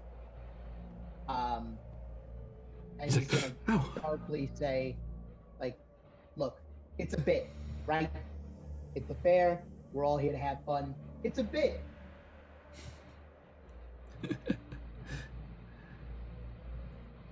And he looks to you. Emin, I made a terrible mistake today. I thought I'd found my true love. Now, I'm gonna stop you right there. Let me give you the lowdown about what happened. You, my friend, in this entire carnival, you managed to pick the worst spot to do what you were about to do. So that little fun vending machine that you were in front of, well, it's got a little bit of a magical what's it to it, and that got your bride to be. You mean she wasn't laughing at the ridiculous concept that we could be together? Good God. No, Reuben, listen. Like, he's gonna kind of Sorry, I just love the name Reuben with your accent. That's good. he's gonna pat him on the shoulders, here, and kind of, straighten him out, fix the cuff of his shirt. Look, you're a good-looking guy. She's waiting out there. His face brightens. She's upset. And actually, She's worried. as you stop and listen, you do faintly hear, Reuben, my love, please, I'm sorry. And his face brightens. And he's like, oh dear, I see. Okay. Wonderful. Now, wait, before you run away from me, and I'm gonna let you run away from me, okay? Give me the ticket. He holds it out. Thank you. And Ammon is going to, like, very quickly take out a ticket puncher, punch the ticket, and put it back, give him the ticket, like he's been doing it for 10 years, and give it back to Ruben and say, all right, go. Thank you. And he just starts running back towards the entrance. Ween, I'm coming. And Daisha and Willie stood outside. You see the entrance to the Hall of Illusions burst open as Ruben comes just flying out, almost falling off the little raised entranceway there, and quickly picks himself up and goes dashing across. Does like a Tom Cruise-esque slide. He just like slides in front of his sweetheart there. He's like, "Wait, no, don't! It's okay." And she's like, "Ruben!" They both just start talking at the same time, and he's like, and he just like stops, and he just puts a finger on her lips to stop her as well. Drops down on one knee, pulls out a ring, and proposes to his sweetheart, who very quickly and very delightedly says yes, and they sweep each other up in their arms and spin off into the carnival. Engaged. I go chasing after them. Here, and like put it into Ruben's hands, who's never seen me in his life, and then just leave. And it's for posterity's sake, it's a drawing that is okay, not amazing, but you can tell who it's supposed to be, of her like on the pedestal with her dress swaying, and Willie is in a bush and he's laughing and has a little heart over his head, and Emin is in the corner like fairy cherub with an arrow and with a bow and arrow, and I'm like behind the side of the with like too many hearts, and it's not bad. It's not bad. Not professional though. Beautiful. And yes, everyone, you're not reading it incorrectly. She is a barbarian. Okay, thank you so much. And Emin, you make your way slowly after the rapidly retreating Ruben, and as you come out, you can just see poor Candlefoot just looking forlornly after the two halflings who are skipping joyously off into the carnival again, and he just looks destroyed. How tall is Candlefoot? He is like a regular human kind of size. Okay. Emin is going to walk out of the tent and kind of like he's gonna kind of sneak up behind Candlefoot, and he's gonna smack him like square in like the center of his back, the small of his back, because that's about where he's at naturally. Okay. And he's gonna see that Candlefoot is like bad. Yeah. He's gonna be like, look. He turns to you, and he's kind of got a rueful smile on his face, and he's like,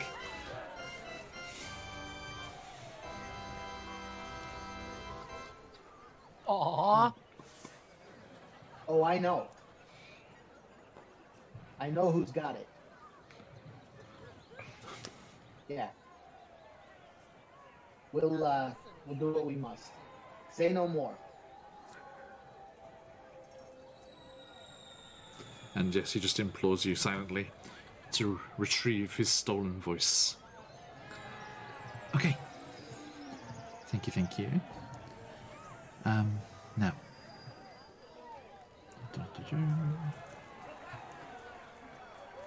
Let me just head on over to our mood tracker, as that gets shifted one more towards the positive.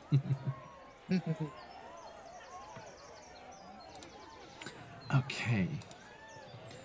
So,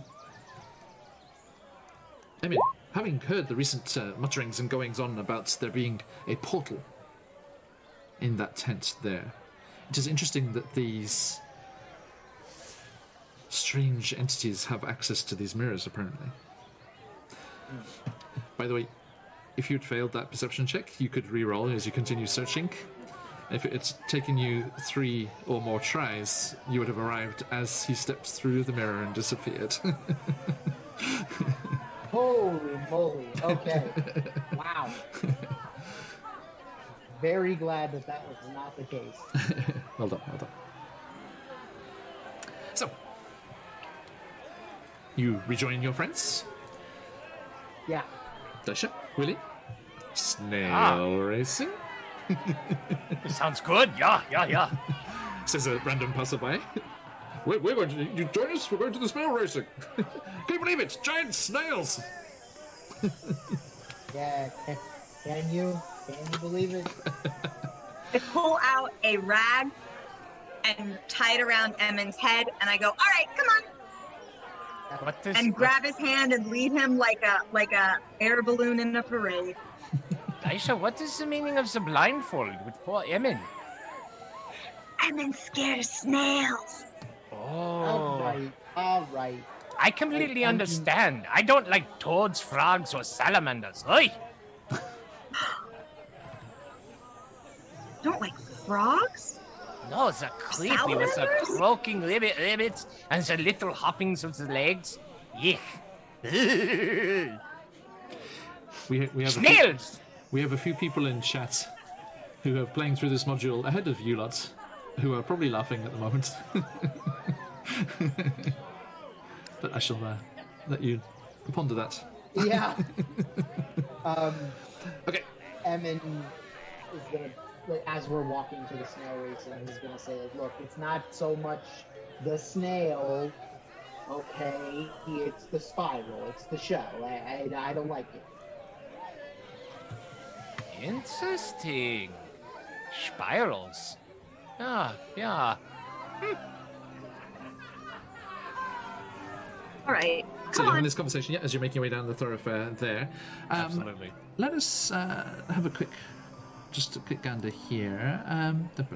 Excuse me. Daisha, roll me a d8 for that delightful drawing. Okay. I love that little goblin laugh or whatever it is. It's great. 7. A 7?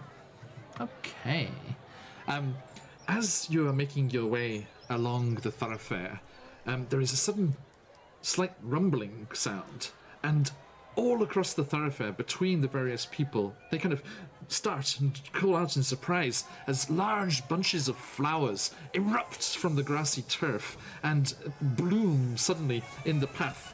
And all of the bunches of flowers, you look at them, and all of the flower heads have little faces on, and they burst into song as they burst into bloom. And all of these flowers are just serenading all of the people in this area of the carnival. Oh, is that you? Wait, Emin? hold on. Emin's like, he's got the blindfold on, and he's gonna be like, "Oh wait, hold on. Is this the singing flowers again?" Yes. Yeah, it's a semi-normal thing. What kind of song are they singing, John? Are we talking like Sporlax in his natural form, annoying, or? No, it's a delightful serenade. Oh. Singing about the wonders of the Witchlight Carnival.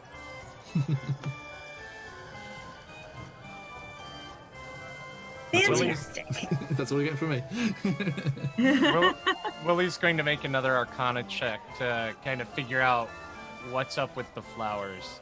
Okay. 16.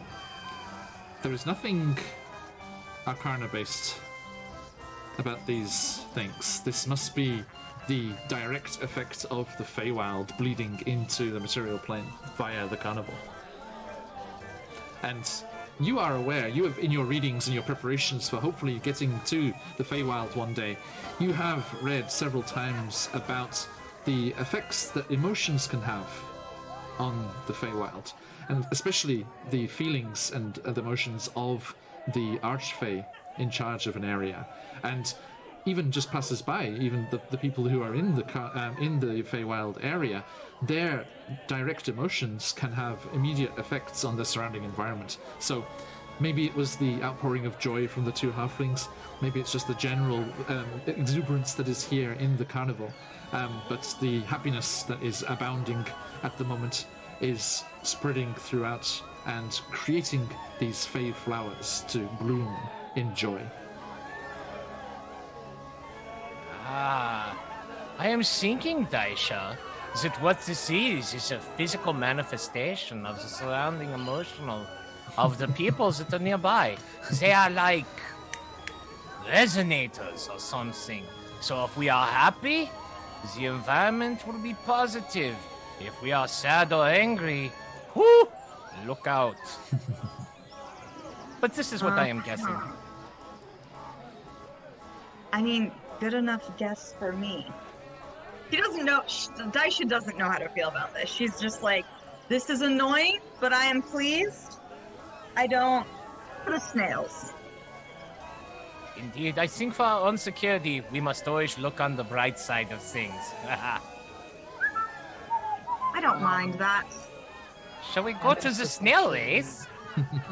What? You have been talking about it for about 5 hours now. It has been a while. It feels like 3 weeks.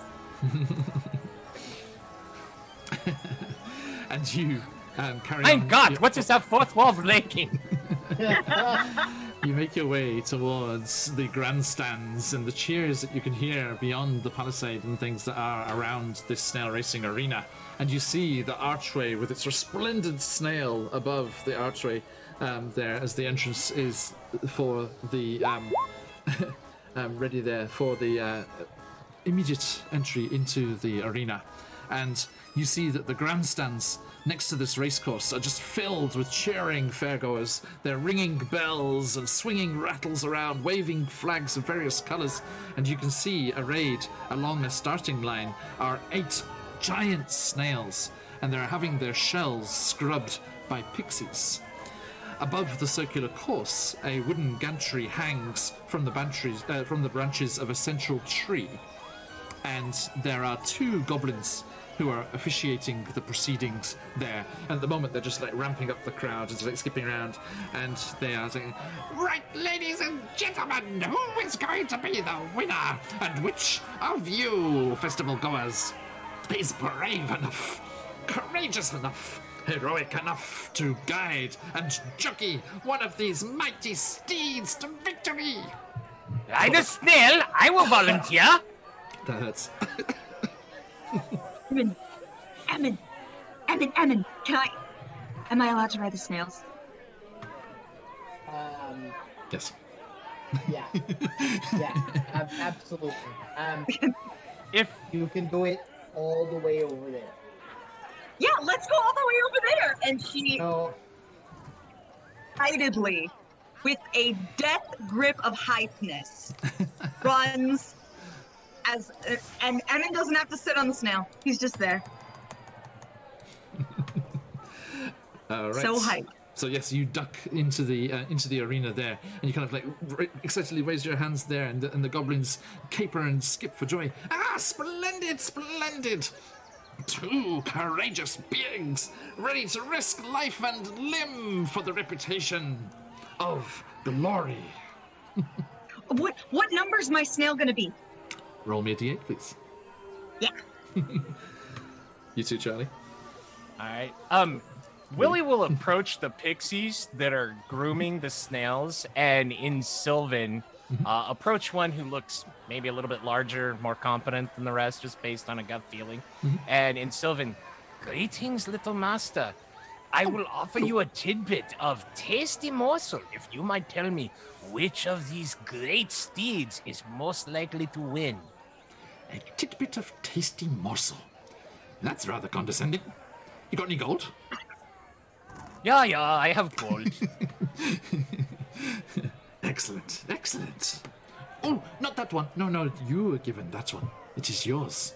Yours alone. All right, I fish into my pouch and I take out one of my last remaining 10 gold pieces and I look at it. Oh well, who needs to eat for a week? Thank you very much. Where do I place my bet? Give me a sleight of hand check, please. All right. Oh dear. A 12. Okay. Let me have a look at the passive perception of our goblin friends. Oh my god, I just fixed a race. Yes, you did. Whoops. Yes, you did. Uh-oh. Where are you? Sorry, folks. Bear with me 2 seconds. They're standard goblins. I think it's a 10. Okay. They are Witchlight hands, which is a little different. Yeah. Of course. And you said a 12? Yes, I did. Okay. So yes, you think you've managed to do this. Salutations, 225. Good to see you again, my friend. Thank you for joining us. I love those emotes. Those are great. Sorry, they get quite mixed up on the screen. In chats, they look fabulous. Okay. So, yes, you don't hear a kerfuffle, you don't hear any outrage being hurled at you from the organisers here, and the pixie kind of looks furtively around. And Charlie, real life Charlie, Sir. do you have a favourite colour? Yeah, green. Okay. So the pixie kind of looks and kind of like taps his nose. You, my friend, want to get yourself the position of jockeying Quickleaf over there. And he gestures to number 4, a green surcoated snail. And you see that these giant snails, each of them has a crew of 3 pixies working on them, preparing them for a race. And the snails are wearing these coloured caparisons that are draped over them, and they have these numbered saddles strapped onto the shells. All right, I will head quickly over to Greenleaf and introduce myself to the team. Quickleaf. Yeah, Quickleaf. yeah, which is green. Yeah. Which Yes. is green. Okay. Quickleaf, Okay. the green. Okay. And hello. Yes, I am choosing Quickleaf here. Is there anything I should know? And I will bow to the snail, show him proper respect, just in case. Very nice. Daisha, what did you roll? I rolled a number 2. And number 2, okay. You are gestured in the direction of a blue covered snail and introduced to them as Nimblefoot. Okay, I'm gonna turn to Emin, who I still have his hand, and I'm gonna be like, all right, look, don't move. Because if you move or you try to leave, you might see a snail. But you just have to yell. You gotta yell for number 2, Nimblefoot, okay? And it's not even a snail. I'm riding a frog. So you just stay here. Don't go anywhere. And you gotta yell for number 2. And then I'm gonna run off towards my snail. Okay, fantastic. So, you are greeted delightedly by the pixies, but they only speak Sylvan, so they can't actually directly talk to you as they can with Willie. But they are delightedly gesturing you to clamber up onto the snail, and you see a few other festival goers, like making their way out onto the things, like volunteering, and each time the goblins just gleefully skip for joy and welcome the brave jockeys to their various stands. And each of the snails is jockeyed by various folks on the carnival here, and we have the snails lined up and ready to go. There is Quickleaf with Willie Grimm.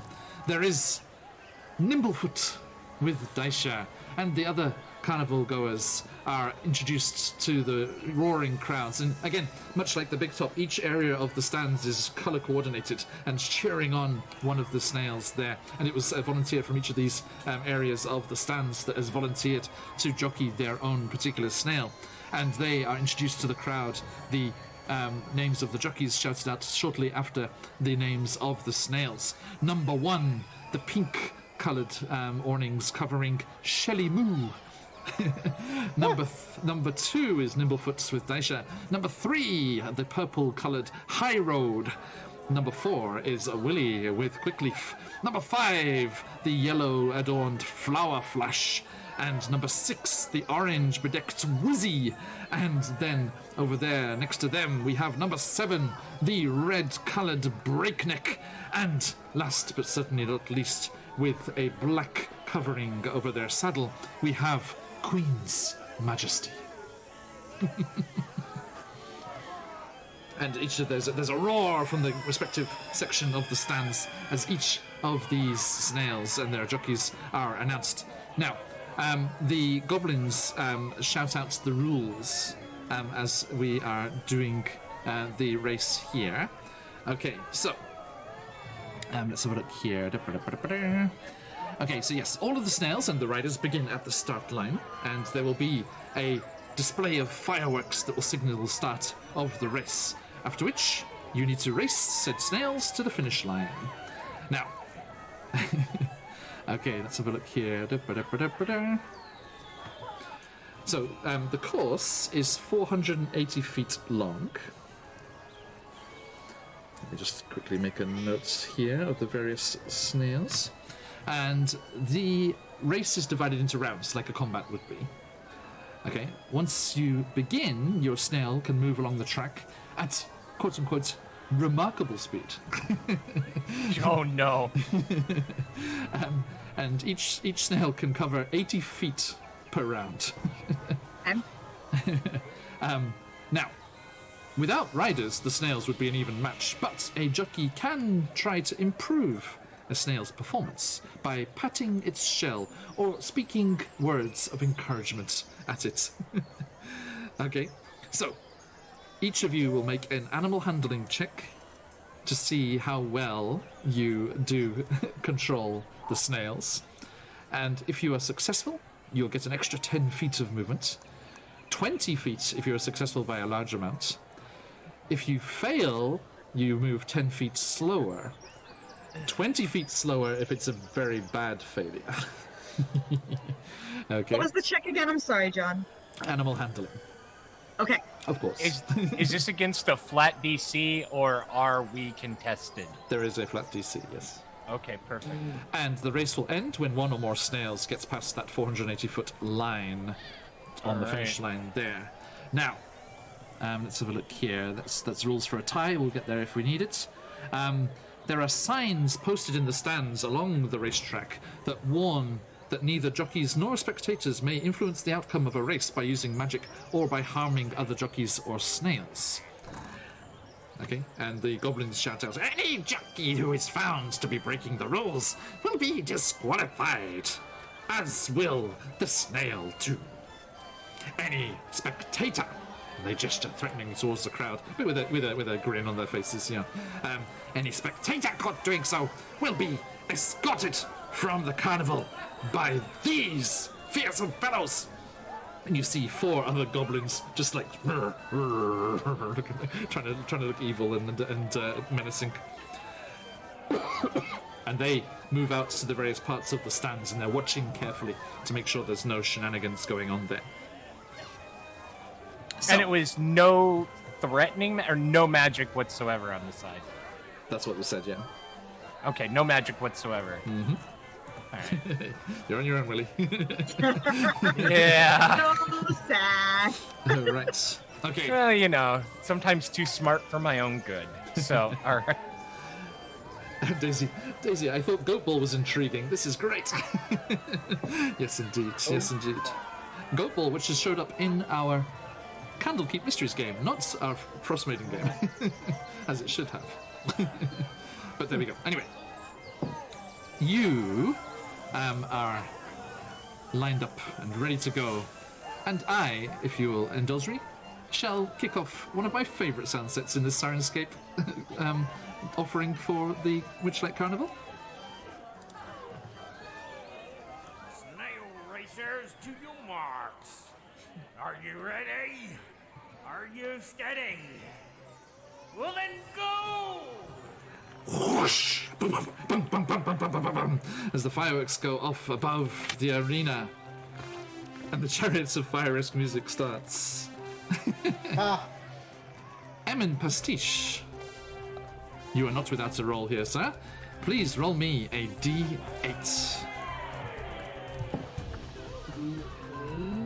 it's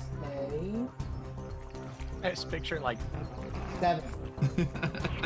A 7. All right. uh-oh. Roll me another D8 if you'd be so kind, Emin. Sure. This music's so good. A 1. A 1. Okay. As you start the race, the fireworks explode in the sky above. You hear an almighty roar, and you look over to the pink section of the stands, and there is a huge Goliath in the stands there, decked out in full pink regalia, and he just stands up and he's like, Shelly Moo! And Shelly Moo, the snail, is inspired by this cry from the stands and gets an extra 20 foot of movement this round. Okay. So, as we set off here, I need those animal handling checks. I shall roll for the other riders. They are just commoners, so it's a straight D20 Oh gosh, dang it. for them. Just a moment. I don't think Charlie did very well, but do bear with us, folks. Hang on. Dice! We're going to go in order here. We're going to go in order. Okay, so Shelly Moo is first. Ba-da-ba-dum. Okay. Shelly Moo, very bolstered by the crowd. If you've got him, let them flow, let them fly, folks. She gets a natural 20. Oh! The pink may have this already. Okay, so yes, as thank you, Evix. It's good to see you. Long time no see. 8 months. Thank you so much. It's an absolute pleasure to have you here. Welcome to the Witchlight Carnival and our charity drive for the poor folks in Kentucky. Welcome in. Good timing as well. It was not a natural 1, it was a natural 20. Okay. Hey, 225. Good to hear, good to hear. Hi, Evix. Okay, now, as the music swells and the snails surge forward, Willie, Daisha, you're kind of thrown back in the saddle by the acceleration of these magnificent racing beasts. And as they go through, Shelly Moo, cheered on by the crowd, spurred on by the expert handling of her rider. Let's have a quick see who her rider is here. Hang on a second, generator. It'll be Ruben. Okay, here we go, here we go. We do like to embrace the random here. The rider is a female half-elf who is, tapping the shell and whispering something in Shelly Moo's ear, and the snail charges forward. So that means, hang on. So they get they get 120 feet down the course Wow. in that first round. Wow. 1/4 of it. Daisha, how did you go? I rolled a 3, which means I got a 6. A Oh, God. 6. Okay. What do you say to Nimblefoot? Apparently, I call him names. Oh. I say, you can do it. Oh, let's go. Oh, you're not blue for nothing. That's a lucky color. And I'm petting his shell. Okay. One of the ice stalks just turns at you and scowls disapprovingly, and you move half the distance of Shelly Moo, only 60 feet in that first round. Okay, the second, the next one, number 3, next to you there, the purple-coloured high road, only gets a 7. So only moving 60 feet. They're not doing very well either there, Daisha. Which brings us to Willie Grimm. A 9. 9. Oh dear, oh dear. Okay, 9 well, let me just indeed. double check. 9. 9. Okay, it's not as bad as Daisha was doing. She was just kind of raging on the back of her snail, apparently. You managed to travel 70 feet, so pulling slightly ahead of...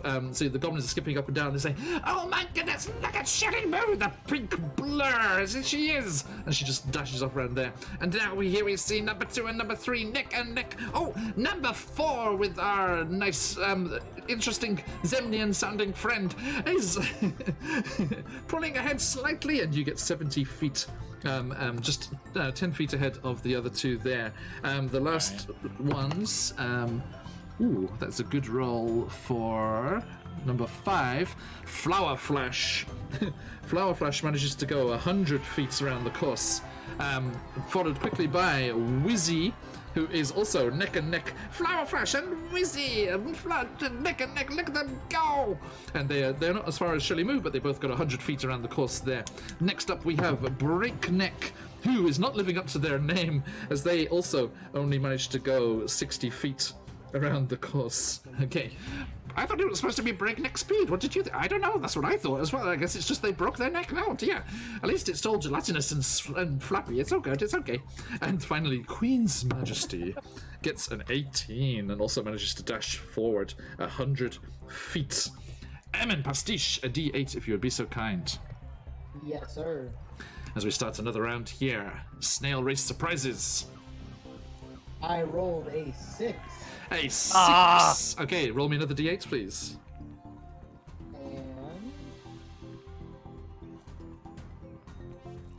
And 8. An 8. Okay, the far end of the stands, all clad in black, just regally stand up and do a performative bow with a large flourish, gesturing towards Queen's Majesty, and you see the ice stalks pluck up as they are bolstered by the support of their fans and get an extra 20 feet this round. Okay, thank you. Now, let's get those checks again.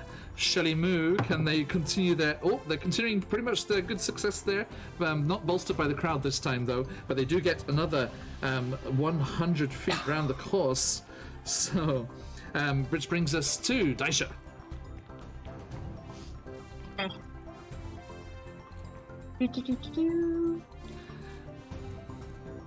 Can Nimblefoot live up to that name? 10. No, they can't!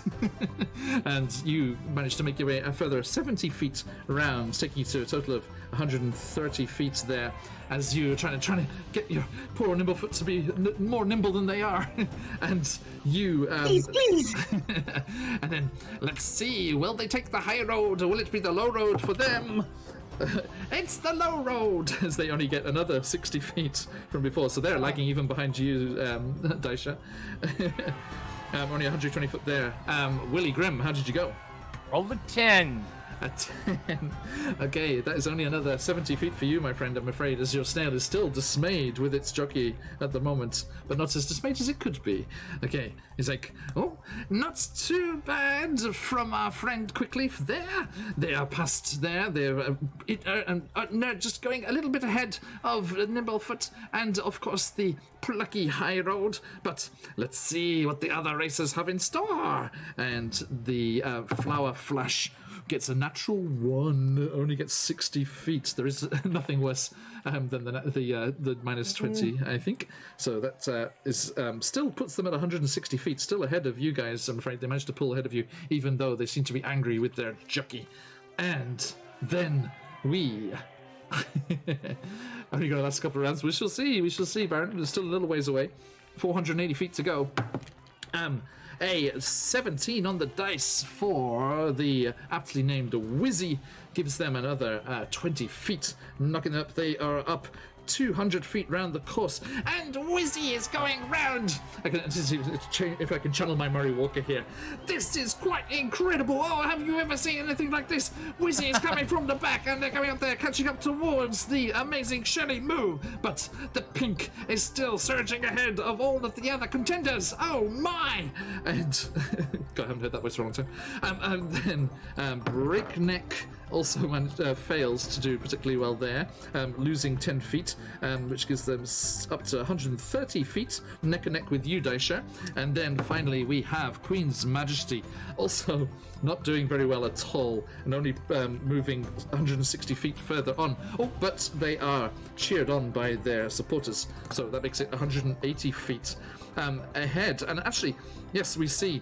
Oh, we have 3 contenders here. Can you believe it? There is the incredible Shelly Moo. They have not exhibited this kind of performance since a few seasons ago. And we have also the fabulous Wizzy and Her Grace Queen's Majesty coming around the corner. Look at them go, ladies and gentlemen. And Emin, if you'd be so kind. Absolutely. Come on, Emin. 2. A 2? Okay. No, we got 7 again. A 7 again. Okay, a D8, please. The crowd is in your corner, Emin, clearly. A 5, you said? Yep, 7 and a 5. Okay, the yellow bedecked group stand up to their feet, waving massive flower pendant things, like foam swords kind of in the air. And they're like waving these flowers around, and Flower Flash, spurred on by their supporters, gets an extra 20 feet of movement there as Shelly Moo seems to be having some kind of disagreement with her rider, only getting 70 feet further around the course for a total of 290 there. And that brings us to Daisha on Nimblefoot. And she gets an 8. Oh. An 8. Okay, again, 70 for you, bringing you to 200 feet. And here we see Nimblefoot pulling up alongside the Wizzy, but I think there's still some speed left in this one. And then we have High Road. High Road does terribly, only a 4 on the dice, so that is only 60 feet more. So they're lagging behind you, Daisha, there. And Willie, how'd you go? 17. Cuz Daisy, I'm trying not to root for Flower Flash, but I can't help it. Okay, 17 is a critical success. What do you do to spur on the fabulous Quickleaf? I will go get you one of those magic custard cupcakes if we win. Come on, Quickleaf. This just goes surging forward for 100 feet there, which would bring you up to 240. You surge past High Road, you surge past Nimblefoot. And they're like, oh, there we have it! Our friend Willie Grimm seems to have found the secret of snail racing. Can you look at this and go, go, go? Okay. Wahoo! By the way, folks, do you know who Murray Walker is? Probably a race collar, British race collar. He was the Formula One. The Formula Oh, One guy. yeah. As was when I was a child. Okay, which brings us to Flower Flash. Daisy, here they go. Oh, that's an 18, Daisy. Good news, good news. So that gives them a 100-foot boost there, up to 260 feet. Flower Flash comes flying past you, Willie, I'm afraid. Okay, and that brings us round to... Oh, no, I forgot their bonus as well. 280 feet. Look at Flower Flash go. They are right on the slime trail of Shelly Moo. And you see this yellow awning just in the wind as Flower Flash goes churning around the outside, catching up very close, just 10 feet behind Shelly Moo, with the pink still in the lead. But that brings us to Wizzy. The orange colours, a natural 20 for Wizzy, as they go surging forward 80 feet. They are neck and neck with the Flower Flash. Okay. Also, Wizzy, look at that speed! Have you ever seen such form, such grace? The jockey is a natural! And as they go surging around, they catch up with Flower Flash, again, just behind Shelly Moo. And we see Breakneck gets a natural 1. Okay, so only 60 feet more, so they're only 190 feet, languishing almost 100 feet behind, 100 feet behind the leader. And finally, we have Queen's Majesty, also with a failure, only getting, what, they'll put up to 250. Okay, so we have a pretty good leaders pack here, getting very close here. It is by no means decided yet. Emin, if you would be so kind. Yes. Come on, Emin. All right. We got 8 again. Ah! That's the first 8. And Oh, is it? Oh, Yeah. yeah, it was 8 on the Yeah, second. first 8. and, well, It's not. this is 8 again. Sorry? 2 8s. Oh, the roll to see which. Actually, no. There is a point there. Okay. So yes, okay. Those rolls happen there. You see. Roll me a straight d20, Emin. Yeah. You got a 12. A 12. Okay, and you see the goblins just start to jump up and down like, ladies and gentlemen, oh goodness, look at this upset. What has happened? Queen's Majesty has been dethroned. And you see the jockey of Queen's Majesty slide and fall from the top as their saddle comes loose, and they are thrown from the snail, and they land in a very soft looking patch of clover off at the side of the thing. Queen's Majesty just kind of carries on racing by herself, but the jockey is gone and they are out of the race. Yes, chats, do feel free to take bets. Daisy, if you want to run that, go for it. Oh, hang on, I can do this. Should I do a poll to see who wins? Yeah. Here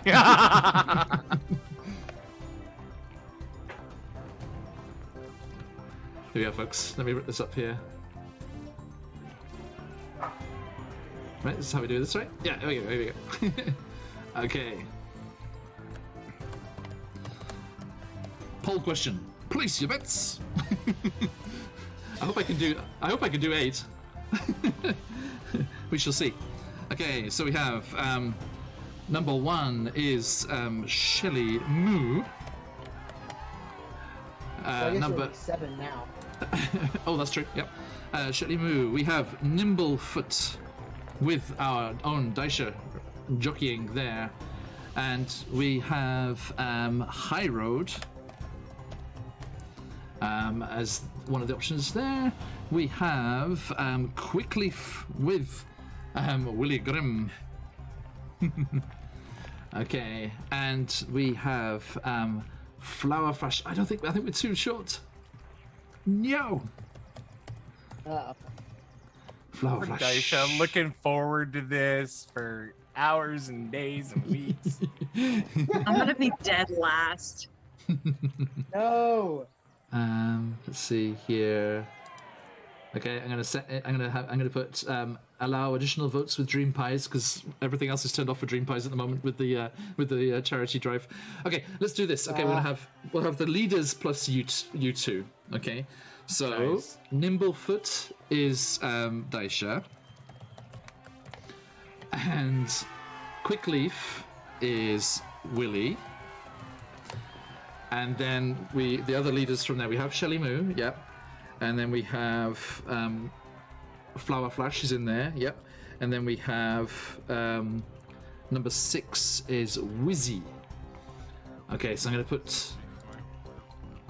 let's put Wizzy here as the one here. Who do you think, as the race looks like it's gonna be between these bold jockeys, who do you think is gonna win, my friends?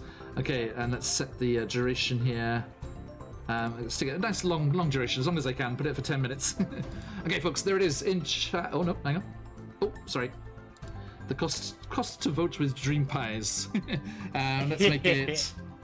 I'm just gonna make it 1 Dream Pie. Who cares? You vote as much as you like, folks. Yeah. You're representing the entire audience here in the stands. Okay. Boom, there it goes. Place your bets, ladies and gentlemen. Who is going to be the winner of this race? Will it be Daisha's Nimblefoot? Will it be Willie's Quickleaf? Or one of the other contenders? Bagel, how you doing? Welcome. Yes, we're in the middle of a snail race. Place your bets. Who do you think is going to win? At the moment, Shelly Moo in pink is out front. So let's see how they go. Place your bets, folks. Dream Pies for extra bets. Oh, Flower Flash is the popular vote at the moment. All right. I'm going to go with my girl, Shelly Moo. That strong start. Can't be argued with. Place your bets, folks. Place your bets. Only a Dream Pie. All right. Can I just say this is the most active poll we've ever had on the channel. Good. Yes. All right, so as Queen's Majesty is taken out of the race as a loose saddle throws the rider, we are brought round to the top of the round here, and Shelly Moo's rider here. Ooh, only gets a 4. Shock turn of events for Shelly Moo. Oh dear, what has happened to poor Shelly Moo? What can we see is going on? They have said the wrong thing there. Don't tap them on that bit of shell. No, not right. Oh dear. And that is only a miserable 60 feet for Shelly Moo. And then, Daisha, how'd you go? I got. Who was that? You, Charlie? Did you spend? No, I'm so enraptured. Who voted 5. like 50 times? I didn't vote. I didn't vote at all. Honestly. It's okay. That's right. It's fine. Ah, who died? I got a 5. 2 seconds. 2 seconds. Colby went down. Yeah. Colby. Oh, Hang on, he's I need working to- on. Yeah, it's okay. I need to grab the goal. Just let me grab the goal tracker here at least. When you said who died, I thought you were talking about my face, and I'm like, I'm incredibly sad. Okay, sorry folks, just so we get sorted things out, we will jump in here. Okay. I feel like the stream's gonna end and Stephanie's gonna be like, let's do that again. So yes, dear friends, if you're able, we are collecting donations for the American Red Cross helping out with the tornado aftermath in Kentucky. Please, if you are able, be cheered on by the crowd and donate as little as $5 will get you an entry into a fabulous giveaway. Amazing prizes to be had there. And all sorts of things up for offer. CGRPG, Arcane Library, World Anvil, Phoenix Dice, Hero Forge, Minis. Please jump in if you are able. Thank you so much. We have already reached $1,040, which is going to be $2,040 thanks to the wonderful people of Shard Tabletop. And yes, if you are able, please do subscribe. No, that's not the one I'm doing. Come back in, Emin. 225. Okay. And there we go. Okay, let's just jump back. Is that going to shift the cameras around? Oh no, it's okay. Excellent. All right, so although Daisha is lurking off at the side. You're lurking, girl. Okay, give me that animal handling, Steph. Daisha. 5. Oh dear. Hey, pitiful. For real, it doesn't matter what dice I use, I'm cursed. It's not a good week for you. It's not a good week, it seems. No, it's... Oh dear. Oh dear. Okay, next up we have here. Oh, what is going on with poor Nimblefoot there? They're usually in much better form than this. It is as if some sort of fey curse has descended upon them. And then that is a 16 for High Road, which gives them, that's an extra 10 feet, so that is 90 feet up there. So that takes them to 270. High Road comes edging past you there, I'm afraid. Bagel, thank you so much for the donation. Always a pleasure to you, my friend. I hope that you are well.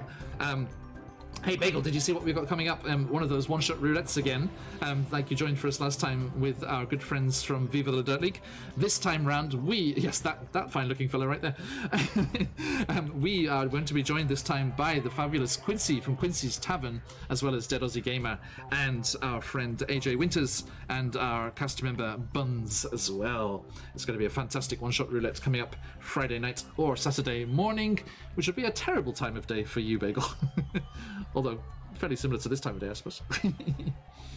All right. Okay. Thank you. Now, Willie, how'd you go? 15 for Willie Grimm and Quickleaf. That is a success, giving you an extra 10 feet there for a total of 90 for your good self. So that takes you up to 330. You go surging past Nimblefoot and High Road, hot on the tail of Shelly Moo, and you are the favourite at the moment in the poll there. I see Quickleaf with Willie on as the jockey has got 52% of the votes. Nimblefoot with Daisha has 39% of the votes. Flower Flash has 8% of the votes, and poor Shelly Moo and Wizzy are at 0. Despite I voted for Shelly Moo, and it still doesn't count. I mean, what you going to do? Like 1 vote versus 200? Holy cow! You're a bad person, John. You vote against your players. Always. Yes, DM this game, John. Yes. Okay, so as we move on, the Flower Flash, third favorite, audience favorite, Flower Flash gets a 13. That is a success, so they get 90 feet of movement there. So that takes them up to, let's have a look here, what would that be? 370. Flower Flash edging past you there. The goblins are like shocked. Oh, and look at Flower Flash go! You cannot deny the effects of support from the crowd. A small but hardcore fan base for Flower Flash here in the stands. And then number 6, or Wizzy, gets a natural 20. Ow! Scheiße. That takes them to 380 feet, just past. Oh, and Wizzy living up to their name, dashing past the wonderful Flower Fresh and the other front runners there, even past Shelly Moo. Can you believe it? Oh my goodness! And then finally we have Breakneck, who fails. So that is 70. That takes them to 260. Just behind, pulled up level with you there, Daisha, as they come around here. And Emin, give me that D8, please. Do we get a surprise? We've got a 6. A 6. Okay, give me a D8. One of them, the cheering crowds shout for somebody. It's a 2. Nimblefoot! Daisha, you hear the surging crowd. The blue bedecked section of the stands rises up. Nimblefoot! Nimblefoot! Nimblefoot! And you see your snail's eye stalks just go jutting out proudly, and there is a spurt of speed there as they try to catch up with the front runners there. Shelly Moo gets a 2. Oh dear, they're into a spot of bother here, so that only 60 feet forward. That takes them to 410. How long was it again? 480? Yeah. What did I say? Right? 480. Yep. Okay. my notepad is covered in dents from my metal dice. It's like, dun, dun, dun. All right. Oh, Ebix, thank you so much. Good to see you again. See you soon. Oh, yes, me. And then, so yes, Shelly Moo, not too far ahead of the other front runners there. As we get to Daisha. Come on, Daisha. The crowd is shouting for you.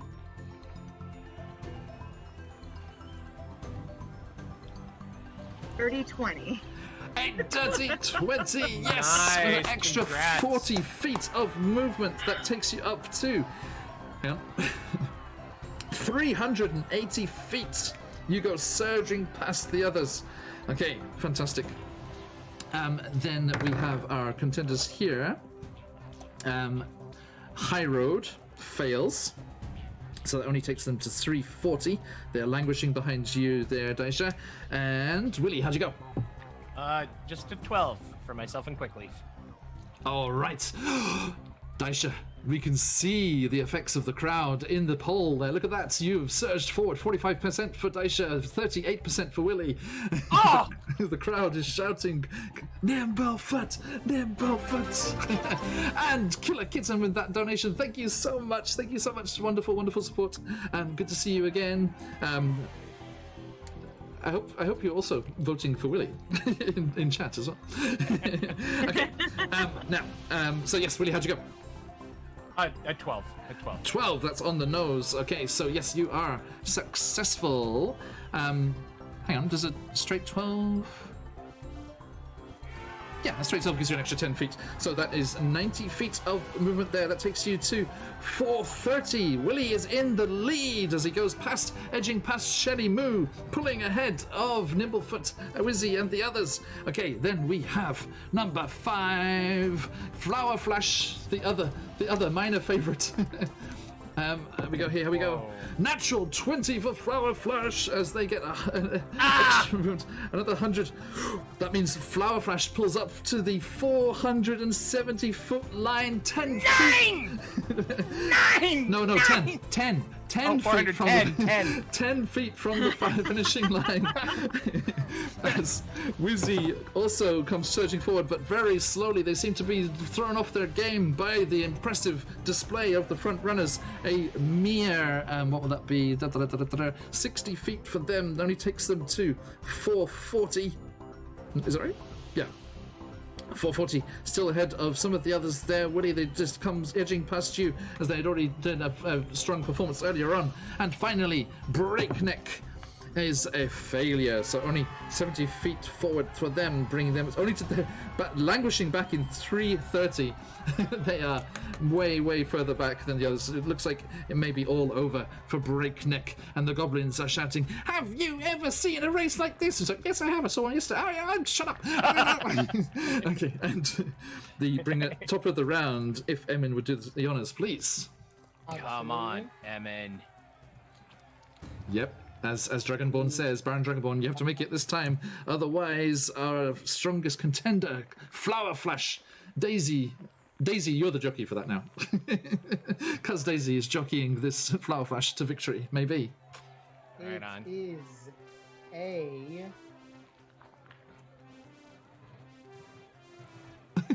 The suspense. 5. 5. A 5. All right. Roll me a d8. Roll me a d7, I guess. Can you do it in chat? Are you in chat? Or if you've got a roller. I can do it in chat quickly if you want. Yeah, you should be able to. /r 1d7. Does that work? Yeah. Did it work? 7. 7. Oh dear. Poor. What was the name again? Sorry. Poor Breakneck. They were already languishing far behind the rest there, the red-coloured supporters in the stands looking dejected as the other snails surge far ahead. As they do, one of the stands just stands up solemnly and shouts out, "No worries, Bagel, Oyasumi, take it easy, thank you so much, always a pleasure to see you." And as one of the dejected-looking fans stands up, they're just like, "Breakneck, it's all over! Just take a rest," and they just throw a head of lettuce onto the track in front of Breakneck, and the snail just stops and slowly bends down and just starts to eat as the jockey slides off the saddle and walks dejectedly back towards the other end of the stands there. And the red-coloured fans just kind of pat them on the back and welcome them back, giving them the hugs. It's okay. As they dejectedly come back there. Okay, now, as we bring us into the next round here, that is also it. Let us see. This is the final round. Don't worry if snails cross the line here. This is all counted as the same round, right? This happens instantaneously, so don't worry. Okay, so first things first. Shelly Moo, the strong start. Can they carry themselves over the line? That is a 13. That is a success. They are past the line. Shelly Moo, and Shelly Moo is past it. Look at that. The strong start gave us such an advantage. Yes, here we are, ladies and gentlemen, Fae and other folk. And they, she just surges over as the elf lady on her back just like pumps the air. And then that brings us to Daisha.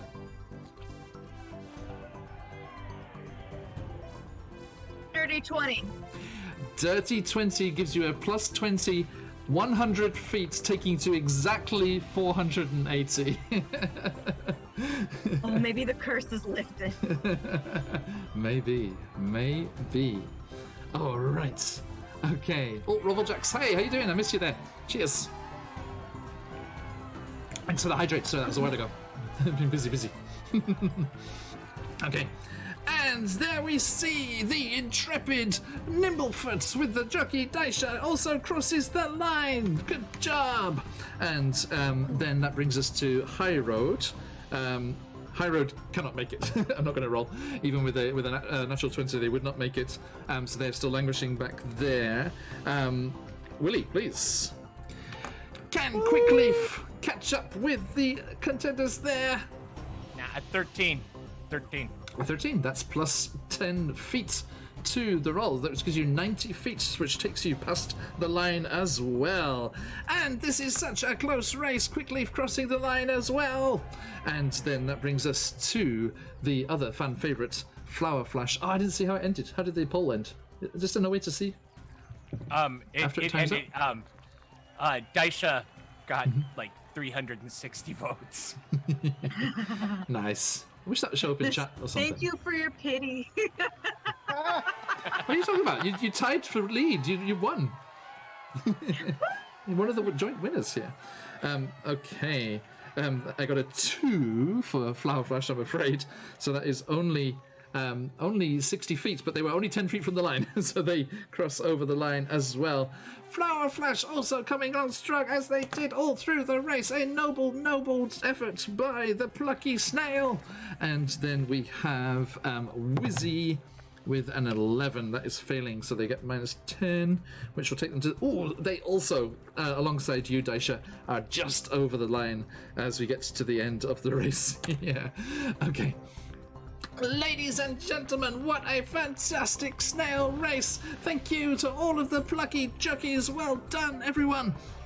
And you too, along with the jockeys who were riding Shelly Moo, Flower Flash, and Wizzy, are led up onto that central wooden suspended walkway with the staircase that leads up there.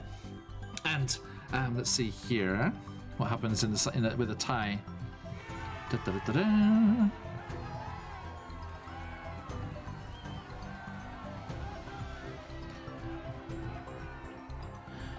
All right. Okay. Can I ask both of you just to roll a straight d20?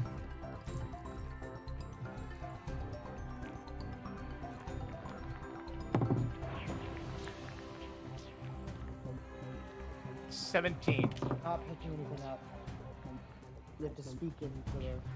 17. Okay, thank you. Oh, her. Sorry. Yes. All right, hold on. My brother's dice. It's not proximity. I don't think you have to be close to Steph. It's just like facing. If you're facing, it was fine. Okay. Earlier on, it was fine. My brother's dice is odd. So I got this, which is a symbol, and it's a... It is a 20, because this one's a 1! I got a natural 20! Natural 20! Ladies and gentlemen, fae and other creatures, please do let those phoenixes fly if you got them. Fantastic. Okay, and you got 17, really? Yes, yes. Yes, indeed. Right, okay.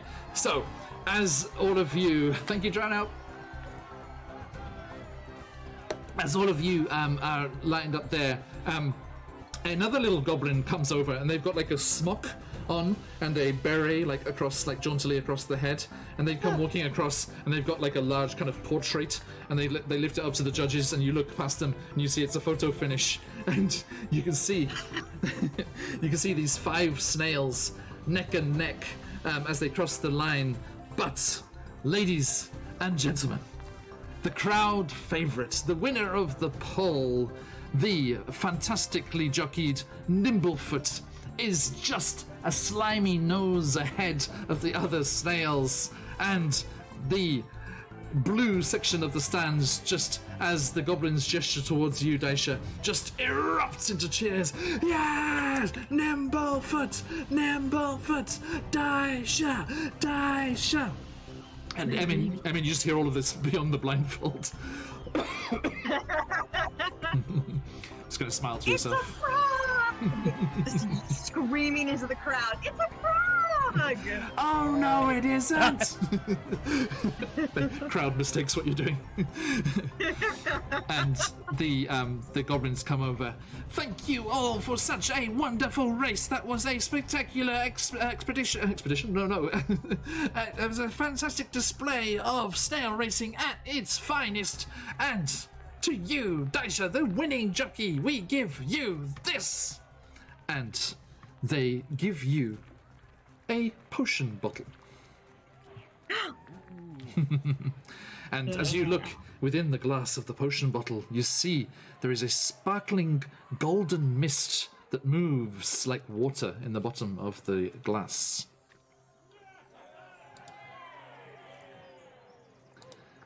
So.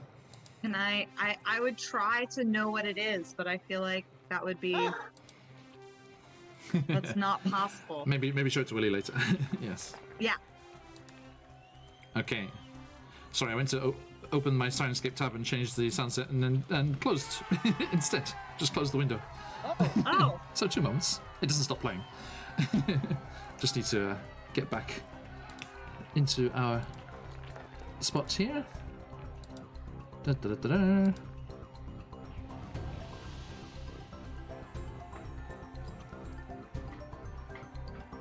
right.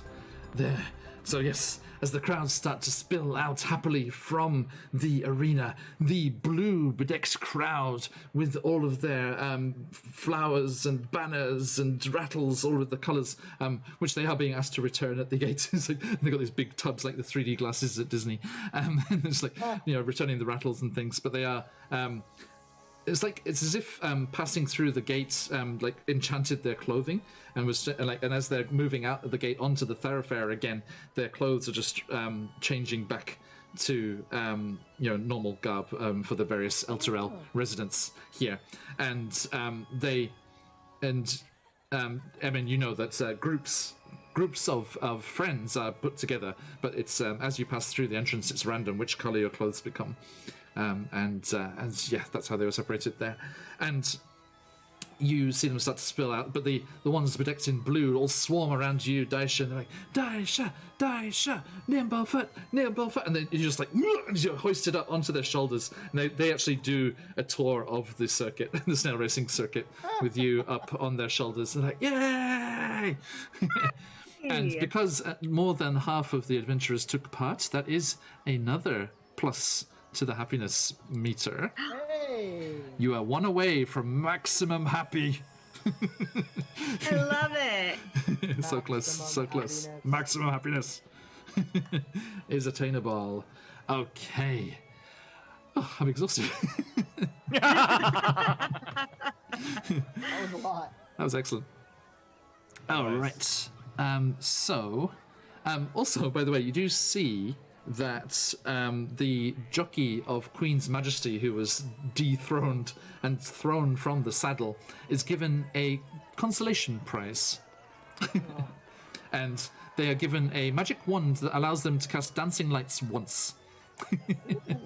and they go over and they turn to their crowd, the black-clad fans in the stands there, and they brandish it over their head, and the lights spurt out and dance around above them, and they're all kind of like doing a dance under these lights here. And then you see that after this one use, the wand changes into a tulip, which the jockey tucks behind the area and starts to dance, and they're like, ooh, ah, and they like grab their ass, like, oh god.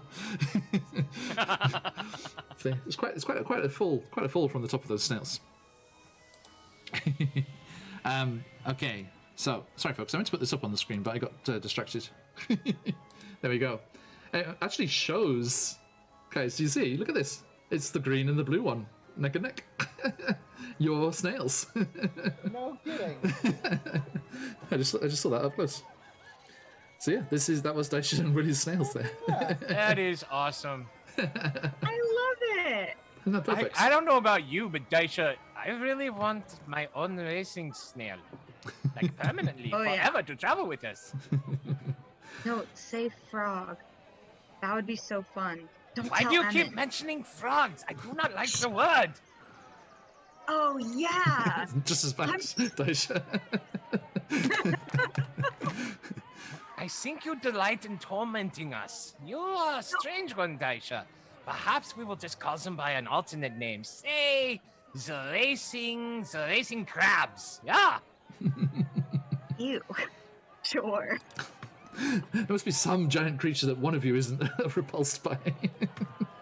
Okay, Bye. thank you. Congratulations, Daisha, on your win of the snail racing. And a massive congratulations to everyone in chat and everything you have done, taking us up over $1,000, $1,050 in total at present, going towards the very worthy cause.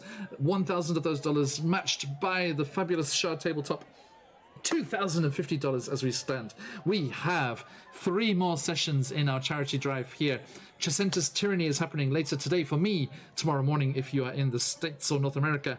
Then on to Friday evening or Saturday morning, depending where you are, for that fantastic one-shot roulette with Quincy from Quincy's Tavern, with Michael from Dead Aussie Gamer, with AJ from Winter's Tales, and with Buns from our own Out of the Abyss game here. A fantastic cast. I cannot wait to see where they end up, because remember, it is all randomly generated in the moment. We have no idea what's going to happen. The characters are fabulous. We have Water Genasi twins. Quincy and Dead Aussie Gamer are twins. Quincy's Taverns, Quincy is playing a Water Genasi Hexblade Warlock Barbarian Death Cleric to come and see just how that is going to turn out. It's going to be absolutely spectacular. I cannot wait. So yes, do join us for that, my friends. And then finally, later on Saturday, wherever you are in the world, we will be having our final session with our friends in Kentucky themselves for Candlekeep Mysteries, as they have escaped the dungeon of the Mirror Demon and find themselves back in the Elfson Tavern, where that song you heard before comes from. And they shall be continuing to delve into the mysteries of Candlekeep. A massive thank you to everyone, my players, everyone in chat. That was so much fun. Thank you so much. I loved doing that, the poll and everything in there. Wonderful, wonderful stuff. And do join us again if you're able. And if you have not already, please consider donating to the cause and getting your chance to win the fantastic prizes that we have. Yes, Baron Dragonborn, I am looking forward to meeting a certain someone in Chicenta later on. Everyone, do not miss that, as we will be meeting an NPC from our friend Baron Dragonborn later on. I cannot wait to meet them myself. As I said, if you have not already, please do send that over, Baron, and I shall have a look before we jump into that session. As they are doing a bank heist of sorts. It is an old, dilapidated, ruined bank building, but there is something going on in the vaults. Something strange amidst the Egyptian-style architecture and statues de Bastet that are in the city in Chicenta. Now, we will be seeing all of you later on for that. Thank you so much, everybody. An absolute pleasure. But we will see you again very soon. But until we do, thank you for all of your generosity and for your time and for hanging out with us here. And until next time, as we like to say around these parts, Oyasumi-na-san. Bye. Oyasumi.